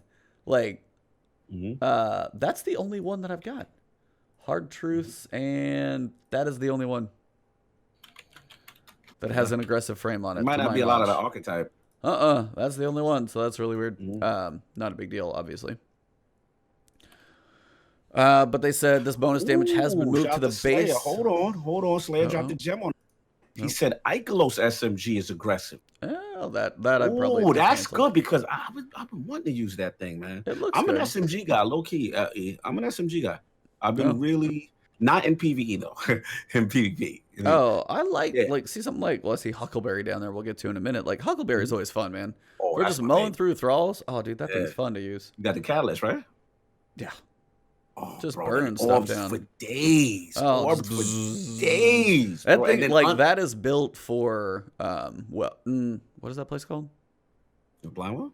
Yes, Blindwell. I was like, Blindwell. Yeah, that place is built for Blindwell. Just mowing stuff down.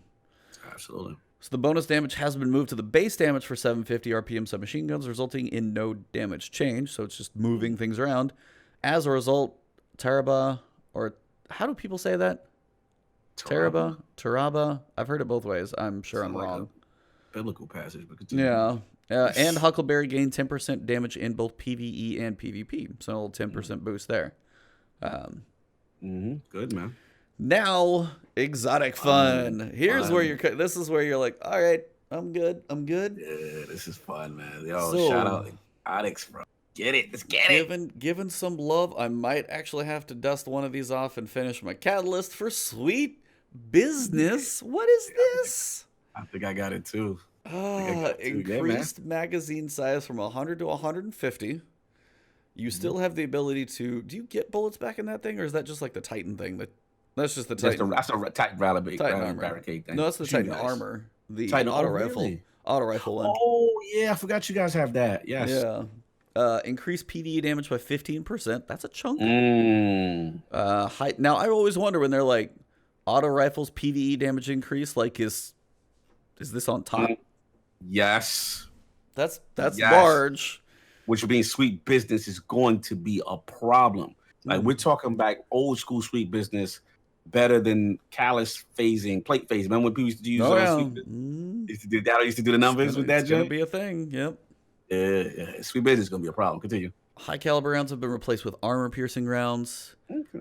Damage change from 15, 21 base was previously, so it's up. It's literally up 2 on the base damage. The precision is next to identical. Weapon no longer requires you to be firing when you pick up ammo to have it automatically reload. So sweet business is definitely going to be one you want to dust off. Sounds like. Yeah, I definitely gotta grab that out. Yep, for sure. Now pulse rifles are my baby. Like pulse rifles are fun, and finally I'll finish my catalyst or have a reason to. PvE damage increased by 30%, just straight up. And this thing has the range on it, man. This thing is your range, baby. I love the way that gun sounds. It's like a vortex. That gun sound. It's a sexy gun. Yeah. On them explosions. I like to use that specifically with my void class to match the. Oh yeah, you just void synergistic crazy. Voids. You know what I'm saying? I gotta get. Oh man, I love Graviton. Question though. Yo, no faction rally. How they gotta drop the catalyst in some type of loophole, man? They keep waiting on that stuff, man. I don't know. I have no idea. Crazy. I still keep waiting on like what was the one I was joking about? Thunderlord catalyst or Jotun catalyst. I think they scared of those two. They'd be like, we can't make this crap any stronger. Like, what are we gonna do? I don't know. That'd increased 5 + 5 stability. Yeah, it's gonna be so weak. Faster reload speed on Jotun. You could probably do stuff like that. But I mean something. Sunshot, the one thing everybody asks for, they're like, hey, this feels good. Explosions are awesome. Magazine size was 8. It is up to 12. That was seen at PAX actually. Now this is one I know you always enjoyed because that was like Graviton, but like at that mid range in PvP I did enjoy this, but PvP damage increased by 25% on Vigilance Wing. Baby. That's Osiris's baby. That has some of the more unique ornaments that make it look completely different. Completely different. Like totally one that looks like, it reminds me, looks like something that fresh out of Zelda. You ever seen that ornament that's like so ornate and weird? Then they got the Saint 14 one. That's the one I use. Yeah. the same 14-1, and then the classic Osiris with the Egyptian wing. The game, I mean, you're right. That gun has 3 distinct, they're all over different. The place. Yeah, it looks like 3 different weapons. Correct. Crimson, my baby. This my damage baby. changed from 13.7 to 19, and then from 24 to 30 for base and precision. So that's large. And fixed an issue that was causing this weapon to deal higher flinch than intended, which, well, if you love it in PvP, it's going to be a little less flinchy, but oh well. Merciless fixed the missing aim assist stat for this weapon. Not sure what that means, but that sounds like it was bad news. Yeah. Got the Ace of Spades, Momentum Mori's damage bonus is now affected by range fall off. Good. That one needed it. Oh. Ace of Spades it's brutal when you face it. Bro, just that aim down sights and the radar, and then, let them It's powerful, get a little drop off. Yeah, it's a little bit. Lumina, Noble Round should apply their buff to allies more reliably now, and the colony, Serve the Colony now functions as auto-loading holster does. Confused. What is this Serve the Colony perk? Do you know off top? I don't remember. I've got it here. Hold on. I was like, what does that perk do? I don't even remember it. Insectoid robot grenades quickly repopulate the magazine from reserves while the colony is unequipped. Oh, so it is supposed to be like... It's supposed to be auto-loading holster, but apparently it wasn't. Never did it. Oh, wow. I never even knew it had that perk. That's crazy. So we got some perks changes as well. Subsistence, reduce the impact of this perk on total reserves. Not sure. Gonna sound clueless, but I am on that one. I'll claim it. Ricochet rounds, remove the hidden range damage. Ricochet rounds, remove the hidden bonus to damage fall off. I saw Fallout tweet on this one. He's just like... Yeah, he killed all his videos. Oh my god, he's just sitting there like, are you kidding? I killed this guy, man. Oh man. Yeah. Ricochet rounds. I can see it. They don't like, I mean, Bungie don't like when there's that one thing, say that perk. So now they gonna remove that joint, because that was the guy roll. That was the guy roll. So sorry, Fallout. Yeah, shout out to Fallout. Fallout. Oh man. Swashbuckler perk now activates when getting a kill with ball lightning. So if you are getting that melee, throw it out there and still take the effect. Grave Robber perk now activates when getting kill with ranged melee abilities. Similar. 1-2 punch. Basically, they turned off being able to kill Riven in less than 3 seconds with this thing. So they're fixing 1-2 punch, stacking with cross counter, and Liar's Handshake being absolutely broken. So yeah, gonna have to be. I'm honestly wondering with the reload speed if you're gonna be able to one phase Riven. Are people really gonna have to learn how to do it right? Oh yeah. That's gonna be. I mean, people have been one phasing that thing for so long. Wasn't a lot of it also having to do with grenade launchers or something like that? Or grenade launchers are powerful, but it's the continuous firing of that grenade launcher. Yeah, you're right. You're right. So it's like, I mean, yeah, if it's like two, reload quick, and you still go, you might be able to. You might have to get that like hammer strike or a buff on there, and I don't think you can stack buffs either. Yeah, you can't. So like, I'll be curious what they do for these phases. Like raids may feel different after this. Weapons of light. You don't think? Because it's supposed to be more powerful than Well. That's the same. So maybe Well went from 35 down to 25 for Shadowkeep, and Weapons is going up to 35. So Weapons... The buff will be the same, and you can stand in the Well, but you won't have the infinite reload. Right. So the buff would equate to be the same, but the like never stopping firing will change. Yeah, DPS, yep. So that's most of the change. What do you think, man? That is a lot of stuff for weapons, and that's probably not even all of them. Bro, like I said in my article, man, I mean, though we can't complain for the most part, we got a ton of buffs. We got the majority of this is buffs. So this is good stuff. Even get PvE damage up, which is cool. I think they balanced it by having the miners take a little bit more to kill. You know what I'm saying? Yeah. In general, so you got that because then they're raising everything else up. I love the thought process with pulses, hand cannons, and machine guns. Damage fall off. You know what I'm saying? Moving them back a bit, living in their proper range. Exactly. That's where this should be. This will open it up for scouts. All I need is scouts. I need to see a TWAB with a perk line that says PvP damage so increase. and then I'll be finished ranting and or about what you call scouts. But for the most part, this is gonna be fun, man. We're gonna get the chance to dust off new stuff. I love like meta stuff is my thing. This is my jam. I get excited for this stuff because there's a ton of stuff in my vault. Now I'm like, okay. And now with the exotics, boom, sweet business is gonna be serious. Graviton, I get to touch again. Cannot wait, man. Crimson's another one, man. That's nice. What about you? What are you excited to dust off? Graviton for sure. I've rarely had a use for sweet business, so I'm actually kind of excited to be like, might be fun. Yeah. Sunshot's always cool. Vigilance. Honestly, Vigilance is one of those. I always describe it when I do my Xur videos as it's just a workhorse. It's a good gun, but it just never felt quite strong enough in PvE compared to some other things. But 25% is, that's a chunk. And just, it was always, it's not long range. Like Graviton and Graviton's longer, for sure. It hits farther. But in that, I would say perfect middle pulse range. Vigilance felt just like, even in PvP too, was just just that, like, it always felt really solid. The bullets come out really fast. They're reliable to hit all 5. I always enjoyed the weapon. It just got outshined later on.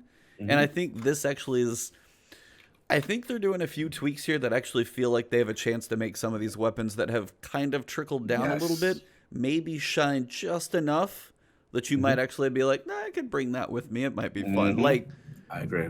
That could be kind of cool. So, yeah, I mean, for me, it's like those top 4, basically Vigilance, Sunshot, Graviton, Sweet Business. Like all of those, the OG exotics that have been neglected for a year, we're finally getting a reason to kind of go back and use. So those are exciting for me. I'm kind of pumped about that. Dope. Yes, sir. Buff City. That's it, baby. Let's get it. Get buffed. One more thing for the Reckoning. Destiny 2 update 2.5.2.2, which, my God, I hope they fix that numbering scale at some point. Recently brought some frequently requested quality of life changes to the Reckoning. Next week, one more change is coming, and I don't know if you have ever played Reckoning that much. How much have you spent in Reckoning? Oh, yeah, I was a huge fan of Reckoning when it first came out. Starting on September 17th, all negative modifiers will be removed. Oh, this is so you. This is so you. You used to roll your eyes and be like, nope, not doing it. Look down below. And I think this is the main reason why, is because people have finally said, Reckoning, Blackout, no. Just not doing it. And especially for the Blackout Darkblade Knights, it sucks. That fight is like one you could burn through phase 1 and 2. Do find on the bridge, which is hard enough. It's probably easier now. Get down there, and just because they will eventually run at you, be close to you, smash the ground, you're dead a lot. You're dead. Finished. And you cannot res because they're slowly walking around waiting on you. So yeah, and I think that's just going to open up it as a more viable option for people to go farm it. So yeah, starting on the 17th, hell yeah. So it's just going to be, we'll continue to feature a weekly Singe with a daily rotation of Brawler, Grenadier, and Heavyweight. So it's literally just going to like a strike playlist. Yes. So you're going to get a Singe and a buff. So you go in there with like Arc and Heavyweight, bring your Thunderlord or Delirium in there, and as stuff has less health in there, man, you're just going to be mowing stuff down now. So our goal is this change to improve the replayability of Reckoning so players feel more inclined to hop into matchmaking. And I think that's a legit thing. Matchmaking that is always just awful, usually, especially now. I mean, you have people like Fallout had like Spare Rations Day. I think it was yesterday, actually. So there's certain days where like the loadouts will change up a little bit, but it's always been one of those things. There's like going into matchmaking on a tough day. It's not worth it. It has not been worth it. And now it's like, it's going to be more viable. It's a farmable activity. You're going for so many rolls in there. I mean, you look on this picture, there's 1, 2, 3, 4, 5, 6, 7, 8, not like 9, 10 weapons in there. So you got enough things that you got to try and get rolls on. With the rolls on them in general, if you're going to farm it, it shouldn't be like just awful, especially as an old thing. So no, I agree. Should be a nice improvement. So if you're going for Spare Rations, farming that is going to get a lot easier, basically. So you'll have a couple weeks. So you'll have the week of the 17th, which I don't know if it's going to be, because there's 1 week I think Spare Rations has a better chance, depending. So depending on the week, either it's the week of the 17th or week of the 24th, one of those will be your best option to go for your final Spare Rations farm and just pick the right day with Heavyweight and just destroy everything. There's nothing working against you anymore, so that's good. Agreed. A reminder to everyone, if you want to link your Battle.net account to Steam, do it before October 1st, or you won't be able to. Please. Like, I even have like a buddy of mine who has not played that much. Like, please, please, please, if you play on Battle.net, you haven't linked it to Steam yet, please do it, because Battle.net shuts off on the 1st, and you're not getting your stuff back. Hey, you're not getting it back. No, you're done. You don't do that. Link it over, get it linked. Like, you don't even have to buy it yet, but get it linked. Get on that. So, yeah, big deal. That is big. Big deal. And then to wrap up, Dylan actually kind of talked about his story in the past 5 years, which is cool. We caught him a little bit at Guardian Con and talked to him about that too. We saw him a lot, actually. I felt. Yeah, he was. I mean, they were everywhere, but he was all over the place. But I mean, he went through, worked on the Destiny Reddit, and I mean, through different things in different places. His is just one of those stories that, man, if you like. Crazy things have happened, and his is pretty cool. So, oh yeah, his story is insane. Yeah, his is pretty awesome. But that is mostly it for the 12. We got a lot of sandbox changes coming. Reckoning is getting another tweak. Menagerie buffs are going away, by the way, which we know. When? Like the ones we're getting are not staying around. Do we know when the cutoff is for those? Because I'm trying to get my Imperial Decree. I'm trying to look through because last week was the TWAB of all TWABs. Yes. There's like a line somewhere, and I'm trying to find it. But basically the idea is I thought like the buff where it goes from 2 and then 3 and then 4 and then 5, that's not going to stay. I don't know if you'll keep the 2 or not even, or if it's truly just going to go back to like default. But one way or the other, like the buffs we're seeing right now in Menagerie are going to basically be going away at the end of the season. Oh, I'm sorry. I was like, oh, we're kind of wrapping stuff up. You might need another shot of coffee. Yeah, I forgot about the calendar. I'm sorry. No, trust me, I'm trying to power up. You're like, hold on. All right. Woo. All right, everybody, shake them out. Shake out the kinks. Shake out the kinks. We got a roadmap, sir. Holy calendar of crazy. Okay, so first, I've been talking a lot. I'm going to let you start this one out. I'm going to let you take it. Yeah, man. So looks like season calendar. What? Season of the calendar, man. We got a lot. You know, they definitely dropped that. And if you want me to break it down specifically per launch day, and then we'll do we'll go day by day. Yeah, man. So by day. Nice. We got a rollback, man. So got some dates. So this is what's going on. So left side, we have launch day. Shadowkeep launch, Destiny 2 base game, now free to play. So that's for our new light guardians that we jumping in there. All you blueberries, come one, come all. We are welcoming you. Indeed. But these guys get a lot of stuff. Oh my God. mean, bro, Moon Destination opens. Seasonal artifact they get the finishers, they get armor 2.0, they get 2 new strikes, the Festering Core and the Scarlet Keep. Crucible updates they get, Reprise PvP map, Widow's Court, Reprise PvP map, Twilight Gap. Those are the OG classics, of course. Bringing it back. New PvP map, Fragment. Then they get Crucible Labs elimination. I was surprised they got Crucible Labs. And free seasonal rank rewards, which we saw as part of that track because we did that joint. And then comes the fun. Season of the Undying, October through December. We have some very specific dates, y'all. And October 5th, which I believe is that Saturday. Yep. The raid, I believe it's a Garden of Salvation, right? You got it. Garden of Salvation, but it is accompanied with something. What is going on here? The Vex Offensive begins on the same day. They're interlinked. What? Fire. Now that's actually really cool. Like the raid launch, that. the Vex coming in, and the Vex Offensive are tied together. So this is actually kind of an interesting. I can't talk today. I'm sorry, guys. An interesting thing because the raid is not tied to the Shadowkeep launch. The raid is tied to the season. It's like a different. I mean, I guess that's how we got like Scourge of the Past and the other stuff. But it's like even the base raid is not tied to Shadowkeep. So technically, the way I'm reading this graph, if you didn't buy Shadowkeep, but you bought Season of the Undying, you would technically be able to play the raid? Question mark? That's what it seems like. That's interesting. So yeah, if you only want to spend $10 and play the seasonal stuff, but not really sure about Shadowkeep yet, And what's going to happen on the moon? I guess you could skip it, but I wouldn't. Yeah. But yeah, the fact they launch on the same day, basically like we go to the raid, crazy stuff goes nuts. Then the Vex events have launched. I wonder if it's going to be like the raid for the Dreaming City. Is it going to kick like when we beat? Is it when we go into the raid? Or is it when like, hey, when the raid is defeated, okay, there's a cinematic, the Vex are pissed, and now we're going to invade because you guys saw something. We got to go ahead and lock this place down. Like, I'm wondering if it's gonna, it's might be a seasonal cinematic, like beat the raid, everybody gets something. That'd be cool. I'm down. So Vex Offensive begins on the 5th. What's next? 3 days later. The 8th, we got here. What we got? Oh man, what we got? Hunts? Are we going hunting? What is going on? Hero and Legend Nightmare Hunts? What is this? So what is this stuff? Okay, we know there's 3 difficulties and there's 1 listed below, which terrifies me. We know there was Adept. That's the basic one at 860 power level.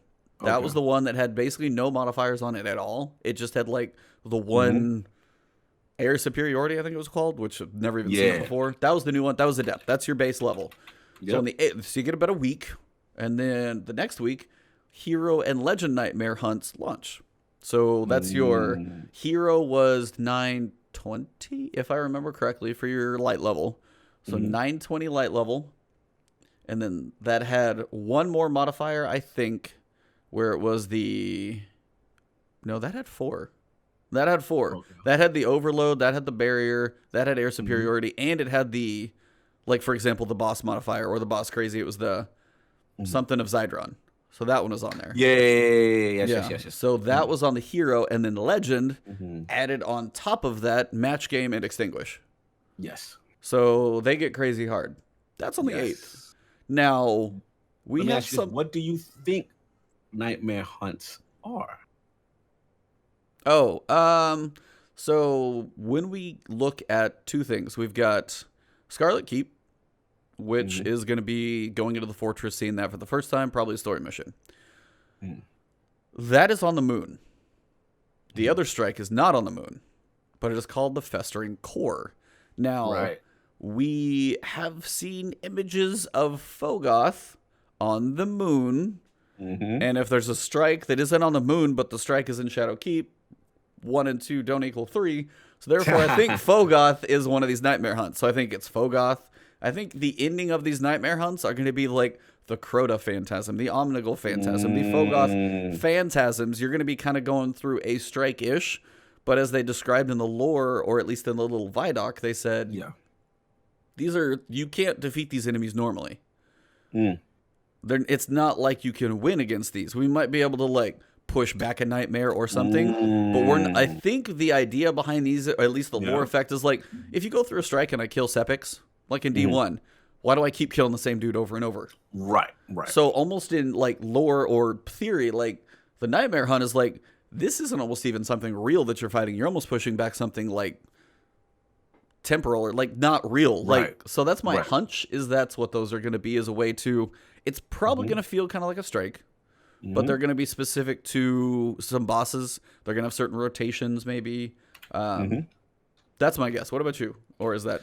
Yeah, no, I think I'm in the same. I think lore-wise, I'm kind of in the thought process, because obviously we'll get in the next one, which is, I'll just transition right now, which is the 15th, where the Master Nightmare Hunts begin, and then that character looks awfully familiar. You know what I'm saying? So the vibe I got is just like,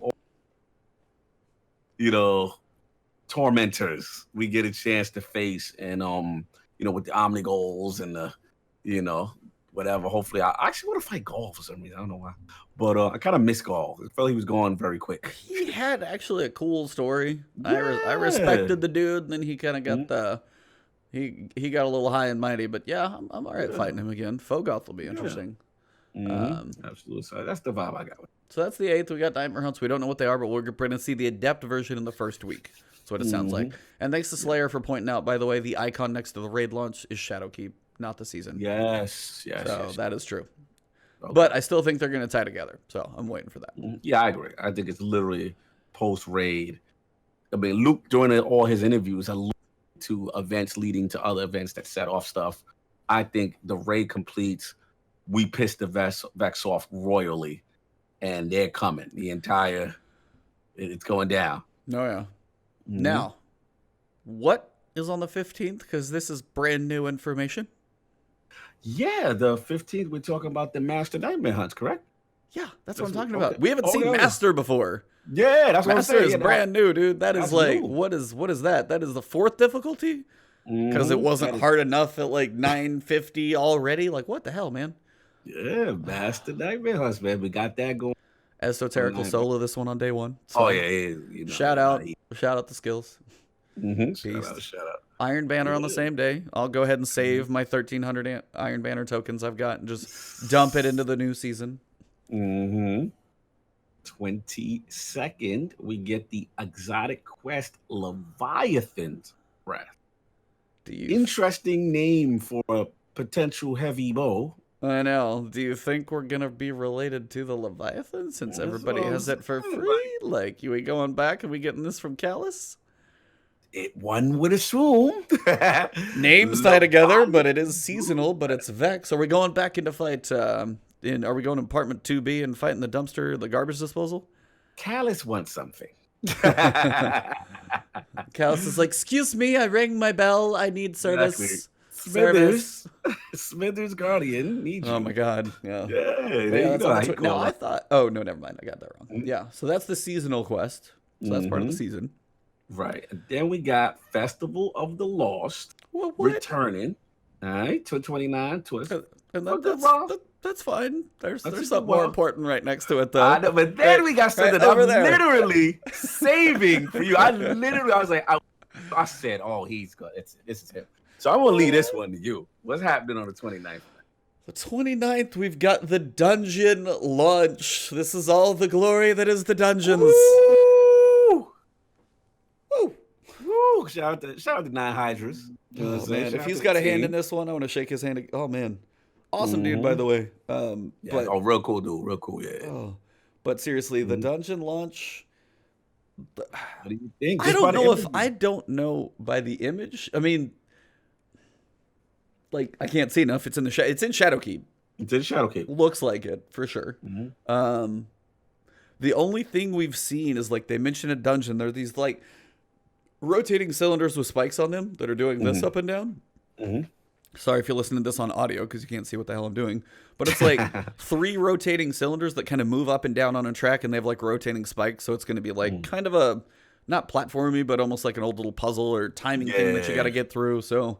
definitely ways, I'm sure, to get really insta-squished. He said insta-squished. But yes. Well, and then for you, we got a new mode? Ooh, yeah. Now, I'm a little nervous, though, because even though it's a new mode, the name is throwing me off. So we got momentum control. So I just hope it ain't just a control variant as opposed to like a new mode. So that's my only thing. But I mean, I'm going to give it a shot, see what it's about. You know what I'm saying? I just want to make sure it's just not, control with an extra. You know what I'm saying? Like just some weak. It's like another control. We've seen control. Yeah, come on. So I'm just hoping. I mean, even the icon looks different. Yeah. Right? It's just to the side. So now I have no idea if this is what this is, but one of the people in my chat actually had a really good idea for a PvP mode. Which is? And it was a way to use the Infinite Forest. Which is? Take all the platforms. Think of Battlefield 5. Take a platform. If people take it over, then you push to the next platform. And then if you kind of take that one over, push to the next platform. And it's like, could you either tug of war, or could you do, I have no idea how it would work in there, but that infinite forest space where it kind of builds the next platform, you have the transition. Right. I would think that would be really cool. Like, okay, so if you die, you respawn on the next one that the team's pushing to. Or it's like, is it attack and defend? I think like an attack and defend, or it's called rush, or whatever the hell that mode is called. Yeah, I know. Yeah. I think that would actually really work in Infinite Forest. I think that actually could be fun. I don't know how, if they can do 6 people in there, but if you take the enemies out, can the systems handle it? But I have no idea if this is it, but it was like momentum control. It was like, are you picking up momentum? I was like, it just made me remember it because somebody said it in my chat recently, and I was like, honestly, that would be a fun mode. I have no idea how it would work, but I think that would actually be a cool way. Like, I think that'd be a fun way to do a PvP match. I think that'd be kind of cool. Mitch agrees with you. He said, like Battlefield, rush mode, capture points to move to the next point. Yep. Rush mode. Yep. Yeah, I think that would actually be really, really, really cool. So that was one I saw. But for me, dude, the dungeon, the 29th, I am there. I am so there. So I can't wait, man. I'll be there live with that stream. So we got that. So the 29th, actually, like I said, dude, we got two things. You got that dungeon, you got that new PvP event. And then again on the 29th, the exotic quest what is that? That divinity that looks like a trace rifle? That is the trace rifle crit spot making thing, I think. Right. Yeah, it's almost like that'll be the 29th, and that is tied to Shadowkeep. And then the first raid challenge. Now, I don't know if these are like are they bringing back the challenge modes? Are they doing that type of stuff? They're bringing back difficulties, but I don't know if they're bringing back raid difficulties. I wish they would bring back raid difficulties because it made things kind of fresh. Yes. It was nice to have the differences. Like, you do get two different gun models. The harder one was like, I like how they did even, what is the Siva raid? Wrath of the Machine. Yeah, if you've ever done a podcast, by the way, and you think people don't blank, the ones who never do, it's impossible. Oh, yeah. But yeah, Wrath of the Machine, like with the double drops. I don't know of any of all that stuff, but I know there are many people who would like difficulties where it's like it's designed for hard and they tone it down for normal. I don't know if the raid challenges never seem to be quite enough, I guess I will say. For most people, not me even. That's for like the dados and stuff out there. It's just like, it's always like, well, how much can you really do in this space if you just kind of develop the one mode and you're like, well, let's tweak something. And when you go into Leviathans, one person has to stand in the pool the whole time. Yeah, it's kind of annoying, but it doesn't, I mean, it's just you have to rotate differently. Yeah. So, I mean, it's not crazy different. So, I don't know. We'll see about the raid challenge. I have pretty low expectations for that one. But then... I think just real quick. I think it'll be okay, though. I think the fact that they even mentioning this stuff, I think they want to get back to D1 because that's been missing with the raids and stuff like that. You know what I'm saying? So I think they want to get back to it. But what we got on that 19th, man? So they state that this is supposed to be a 10-week season. Starts October 1st, goes 10 weeks, which will be mid-December. Right? Is that math right? Like December 15th if you're going to do about right. or 13th or 12th, whatever 10 weeks is going to be. We know it's a 10-week season. On the 19th, which is almost a month from the end of the season, so you'd have probably a good 3 weeks, I would think, from there. You have the Vex Offensive Final Assault. When we came back to the launch of all this news about how the seasons are going to work and tying into this lore narrative and things are going to get to a culmination and tie into the next season, this is this. Let's go. This is cool. So let's go. That looks like the Undying Mind, by the way. Nice. It looks like the tree. It does. It looked like it literally tree-leaved up, like nature covered Undying Mind, because he's the only one with that color shield. Didn't realize that. Yep. Yeah, because the other hydras and stuff are always white. He's got that orange shield in the old strike. If you remember, his was a different color. Yeah, Vex or Final Assault. So they are pissed. Yeah, they've been trying for like a month and a half. And they're like, screw that noise. We're going to town. Going big. Yeah, man. Huge stuff, man. Huge. That's where the season will probably wrap. We'll have 3 weeks of this offensive. Maybe there's like a culmination as we go through. And then whatever happens with all of this crazy seasonal stuff going on, this is going to tie into Season of Dawn. Season of Dawn, yeah. Now, I'm wondering the first time we log in and finally get to see, because usually we'd look at the season and the bottom right corner, next season, it'll show like Season of Dawn. The first time we get to see that little image will be interesting. Or if they're just going to like cut it out so they don't spoil it. Because now you're going to have like lore going into the next season. Oh, big time. I can tell like, boy, Mylan, Bife, they're going to be salivating, man. They got so much to talk about. But the key, this is all I wanted, man. Like, that narrative cohesion, that continuity, that going through from one thing to the next. So we do something in a raid, boom, this has effect, and it's literally everything like Luke explained in one of his director's cuts, how he would say, there's a thing that's gonna happen that's gonna affect this, and we said redacted. It's gonna be fun. Now, this is what I always wanted. I think it's gonna be awesome. I'm hoping it's awesome. So on this thing, obviously the Vex Offensive, is that top for you? Is that like what's like top two things on this entire calendar? What do you got? You know mine. Mine's easy. My number one, CC. I think for me, yeah, Raid Offensive is up there. I'm very curious what that is because it's that narrative tie-in. Raid is always gonna be, Raid, yeah, Raid's gonna be, of course, gotta experience that. I'm gonna be tuning in. I'm trying to keep my expectations low with my Nightmare Hunts, just to see, what that is. But I think for me, the fact that the raid challenges are coming back, offensive, the Vex Offensive sounds cool, and I know, for you, what's going on. So yeah, I mean, Dungeon's my number one. Just because those have always been awesome journeys and experiences. I can't wait to see what they do with this one.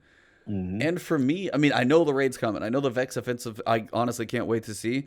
I'm really curious what the hell a Master Nightmare Hunt is, just because we haven't heard of it yet. We've seen the other difficulties. They scrolled through them on the streams. Master hasn't shown up anywhere yet. I don't know if that's...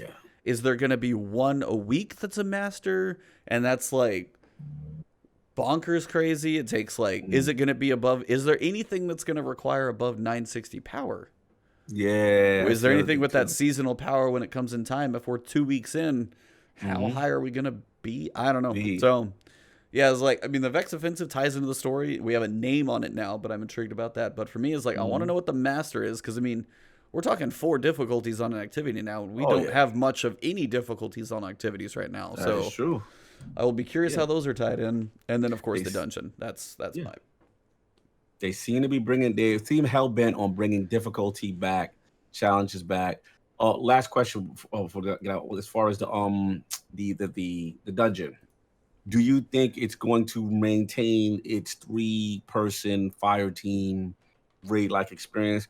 Do you think they stick with the 3 because that's in essence what a dungeon is, or you think they may open it up? I think it might still be 3.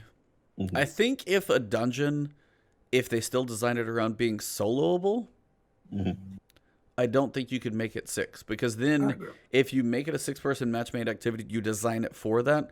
One person's either going to be likely overwhelmed or not be able to do all the mechanics. Right. And survive it. I think if they keep it at 3, one person can still do what 3 can do because it's not going to be quite as bananas, I think. Right. That's my guess. Yeah, fair enough. I don't know. Dungeon. I love dungeons. It was a cool addition. Not expecting freaking amazing. So and we can do it. Listen, we're getting a lot of content. Let's just call it what it is. Dude, we are getting a lot of content. This is borderline they will be. To me, I feel like they're being. Granted, we don't know what a lot of this stuff is, lengthwise and depthwise, but based just on paper, this feels bigger than a Rise of Iron expansion. Well, I think people are I think they're almost. I think it will be. I was gonna say I think people are not giving it enough credit. Yeah. New light players get a buttload of stuff, much stuff. But for a season, we get Shadowkeep, we get the story that goes with it, we get the raid, we get the exotic quest, we get the dungeon that goes with it, we get the nightmare hunts. That's for an expansion that is $35 and comes with your season. So you get the season on top of it, which is the Vex Offensive, which is going to be the final assault and the exotic quest and those other things. All of that is in there, plus Armor 2.0, plus the weapon mods getting corrected, plus the sandbox changes. Those are there. But for $35, it's a lot of content, bro. That's so much stuff. And honestly, if you just paid $35, you would have this in New Light. Yeah, you could go get Forsaken later, but you don't even need Forsaken stuff to do this. Yeah. It's a lot for that. That's huge, I think. And like I said, the free-to-play model it's a lot. It's a lot. And then for the hardcore, it seems like they are packing this thing to the brim. Then on top of all the fundamental meta changes, sandbox changes. Like it's literally they're getting into this almost revamping the game on its head completely type thing with the way it plays. It's gonna be interesting, man. I'm hyped. This is a lot of value. I didn't expect this much, content the way they give it. And I'm happy that the new light guys are gonna play a lot. They're gonna be able to play a lot with us. Yeah, I think that's gonna be really cool. I think it's gonna be one of the better ways to jump into Destiny. Absolutely. And if you like it, you get the tease on the moon. You're hearing about these things. You're like, oh, what's this cool stuff? And you're checking out YouTube videos and you're seeing these things. There's a dungeon out there. Mm-hmm. The dungeon's not going to go away, by the way. Oh, yeah. So that's part of Shadowkeep. And then, but nice. It's just like all that stuff's in there. It's like, man, what do I get now? Do I jump on? Mm-hmm. I think they're doing it right. And I think this is looking cool. Crossing our fingers on the Vex offensive, tying in well, being cool. And then actually, like, maybe building into... I don't even know. They said the community event is going away for a while, so I don't even think it's going to be like that. Right. But hopefully, it's on the 19th, and even if the season ends on the 12th or 15th, you got about 3 weeks, basically. It sounds like, to where somewhere in those 3 weeks, I'm hoping this builds. Like, week 1 is something. Week 2 is crazy. Maybe the end of week 2 is something, then it kind of trickles off into the next season. Somehow it builds, and that link between the 2 seasons, I cannot wait to see. Agreed. It's gonna be. I'm lit, man. Excited. It's exciting times. It's exciting stuff, man. Yeah. Mm-hmm. So raid race launch. Woo! You're gonna. What's your over under on Dado? Yeah, he's got to get number 1 now. I vote for him too. Puts in awesome work. Man. Does like really good content. Just he's been trying too many times, and even Luke joked with him the last time. Oh, like, you see the little joke. Oh man, that was rough. So yeah, shout out. I was like, and I always like seeing new people get first. Like, whether it's an underdog or somebody who's been at it but so close, definitely should be interesting. So, raid launch is going to be awesome on that Saturday, which is cool for everybody to have the weekend. People can do what they can through Friday, sleep, have breakfast, get up, kind of be ready, go. And Saturday's just going to be. I like raid on Saturday. That might need to be the new date. But I mean, that gives most people the best option. I think that really is. So my curiosity is the light level it launches at in 4 days and how high we can get in 4 days. Because we're going 750 to, I don't know, 850, 900. It's going to be a leap. So we will see. That's most of what we've got for the day. We're creeping up on hour and 45. So I wanted to ask, as you've been hearing a couple things about this other game. We won't touch on this long, about 5-10 minutes. But this other game that came out that I'm probably going to boot up right when we turn off this podcast because a buddy of mine's playing it. But this thing called Borderlands 3. So I played for a couple hours, but I want to know have you even touched it yet? No, I started. So I want to know what you heard before I go with what I said. Yeah. I've been hearing things. Obviously, this is a highly anticipated title, but I was gonna touch on this on ILP as well, but yeah, I've been hearing this that like a lot of reviewers weren't getting access to the game, so they were putting in their normal media credential kind of thing, and they were just not getting it. And from what I understand is, the long story short, a very small amount were able to get it, and it was kind of mixed. Right now, again, I can only speak for the console perspective. There's a couple people I know that have it already, they tried it. I'm hearing it does not run well on console. Like it really struggles. It's a lot of base consoles versus like X's, or I'm even on the X and the Pros. Struggles to maintain, 60 like frame pacing issues. I'm hearing bad things performance wise for a couple people I trust. I did hear some things that the humor might be a little off. Some people, I saw a couple reviews. I think a PC Gamer. Polygon didn't. I think it was PC Gamer because I've even seen that one. It's been up for a couple of days, and I think some people are really enjoying it. I think it is, from what I've heard, is more Borderlands. If you like Borderlands, you like the humor, you're getting a lot more of that. But I know some people, it's just like it's too much. It's there. Like we'll see. I'm literally like hour and a half in, so I'm like, yeah. So what's your feeling on it? I mean, so far, some people were. I was streaming yesterday, and I'm sorry if you guys were watching the stream. By the way, again, it's been.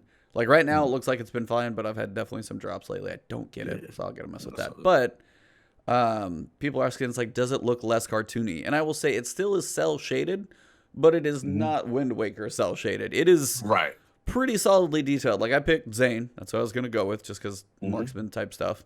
But even like the hair, the shading and the details, like it's cell shaded. It's not like, Destiny Guardian detailed, but they did really well with the models. I mean, for the art style they're going for, it's a detailed, like damn detailed cell shaded. Like it looks pretty good.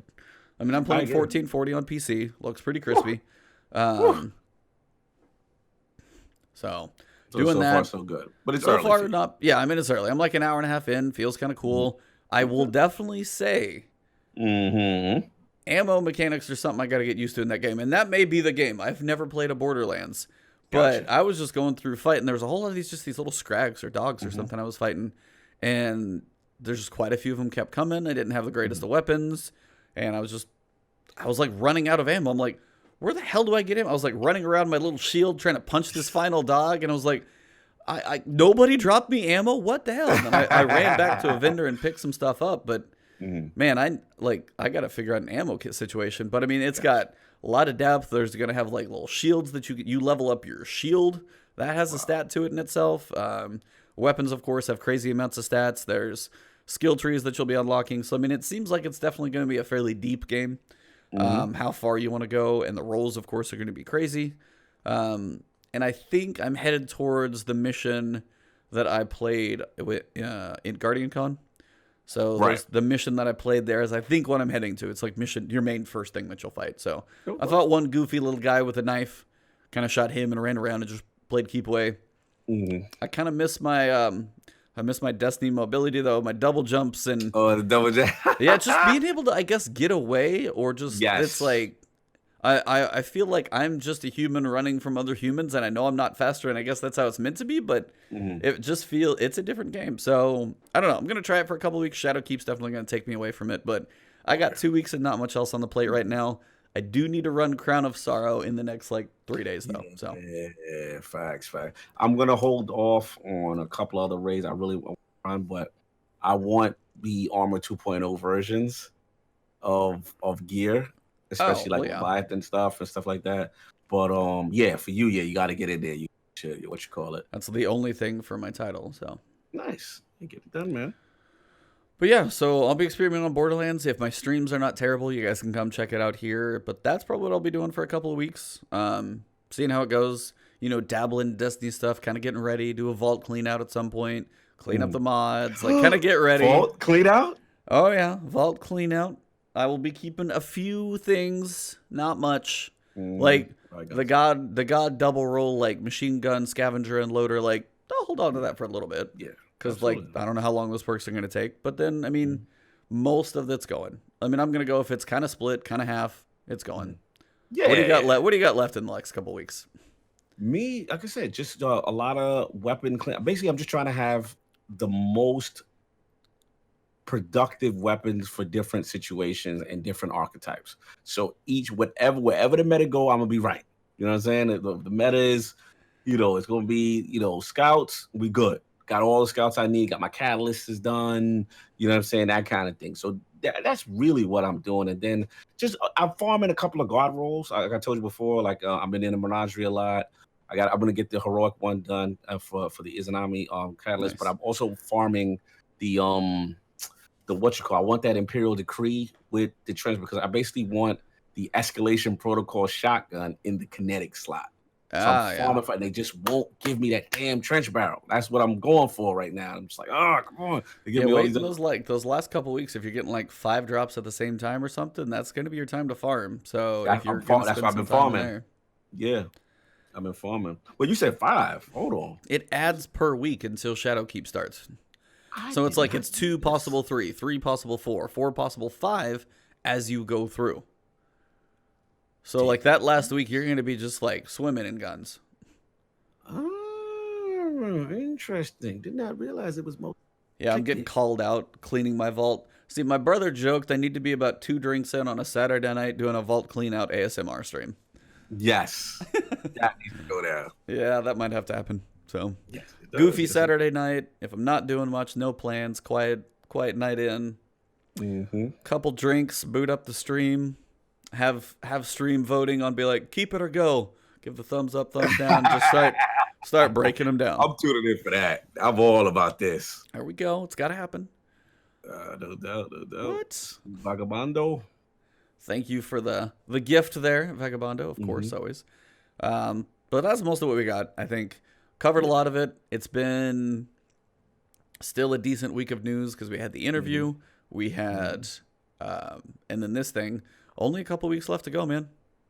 Dude, like he said, you can start counting the sleeps. Yeah, like we getting there, man. We're about 17 days from it, and then we in. Yeah, I'm gonna have to come down with that work sickness. It works. I got a case of the WS's. What the hell is that? It's the work sickness. That work sickness might be creeping up, man. Flares up around October, man. Never know. Sometimes in September. Yeah, I gotta get that flu is coming strong, man. It's flu season, right? Yeah, I got the flu. Yeah. It's the flu. I feel like crap. Yep. Ding! What was that? Nothing. Woo! Huh? What's happening? Nothing. I have no idea. Oh man.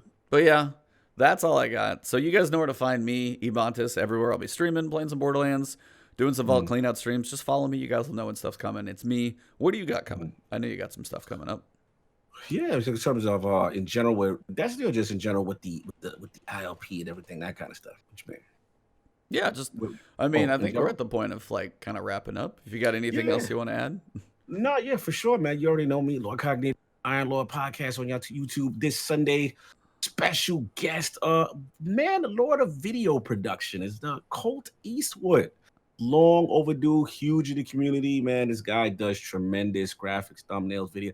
Dude, you gotta watch one of his videos. I know he's more of an Xbox content creator, but like this guy is like, you ever want to go to the movies and you hear that guy's like, in a world where he's that for Xbox. Like his stuff is so good that like marketing for Xbox is like, yo, we want to use that. You know what I'm saying? And like even his thumbnail game, man. It's just like I've been guilty. Everyone in the community Xbox has been guilty of Googling and accidentally utilizing something that he created, thinking it's an official Microsoft thing. That's how good he is. So yeah, check us out Sunday, new time, because we're in football season, 11 a.m. Eastern Standard Time. Please check us out. The Lords will be in the building. We're gonna have Cole. We're gonna have some surprise. We're gonna talk about lot what's going on. We're gonna talk about a little bit of Death Stranding. We talk about latest stream and who knows what the hell's going on. Nobody until they play that game, and then they're gonna play it and still not know. So Kojima don't know. So yeah, we're gonna talk about that. We'll talk a little bit about Borderlands. We'll get that, and then yeah, man, the great topics on stuff. So please check us out. Also, like I said, online Iron Lord Podcast, YouTube. Check out King of the Statues. King is out here killing it with these Marvel and DC statues, and also giving you a synopsis from what differs between the actual characters in the movies versus the comic book counterparts. So it's really informative. He kills it with that stuff. Please support that on the channel. And of course, you already know every Friday I am here at the campfire with my man E. Support this. We're doing good. I love to see the comments. You guys really been saying really nice stuff on Twitter. We really appreciate you guys supporting us and getting this thing going. And of course, last but not least, you already know me personally, lordsofgaming.net. You know, I try to get as much articles up there as possible. Please support the movement. If you see an article, retweet it. It helps us. We're trying to get things moving and shaking at these conventions and shows and trying to get media. So thank you so much, everyone, for the support. Yeah, I think you said all that can possibly be said. You got me smoked there, man. But yeah, it's same for me. I mean, you guys know where to find me. Going to be trying a couple of things, just trying to get a little perspective. So when I come back into Destiny, got a little bit fresher eyes, jumping around and stuff like that. And guess who we're going to go raid this morning? Apparently somebody who's taking it out. We're going to go say hey to Fallout. We're going to give him a little shout out. We got to give Fallout a shout out. Apparently he's home on a Friday morning. So thank you guys for the great podcast. Go say hello to Fallout for all of us over here at the Last Word Podcast, my Twitch, Iron Lords, all of you guys. Give Fallout, go spam his chat and say hello. But for episode 73, it has been an awesome one. Thank you guys very, very much. September 13th, we're not that far away. So for this episode, it has been The Last Word. Last Word.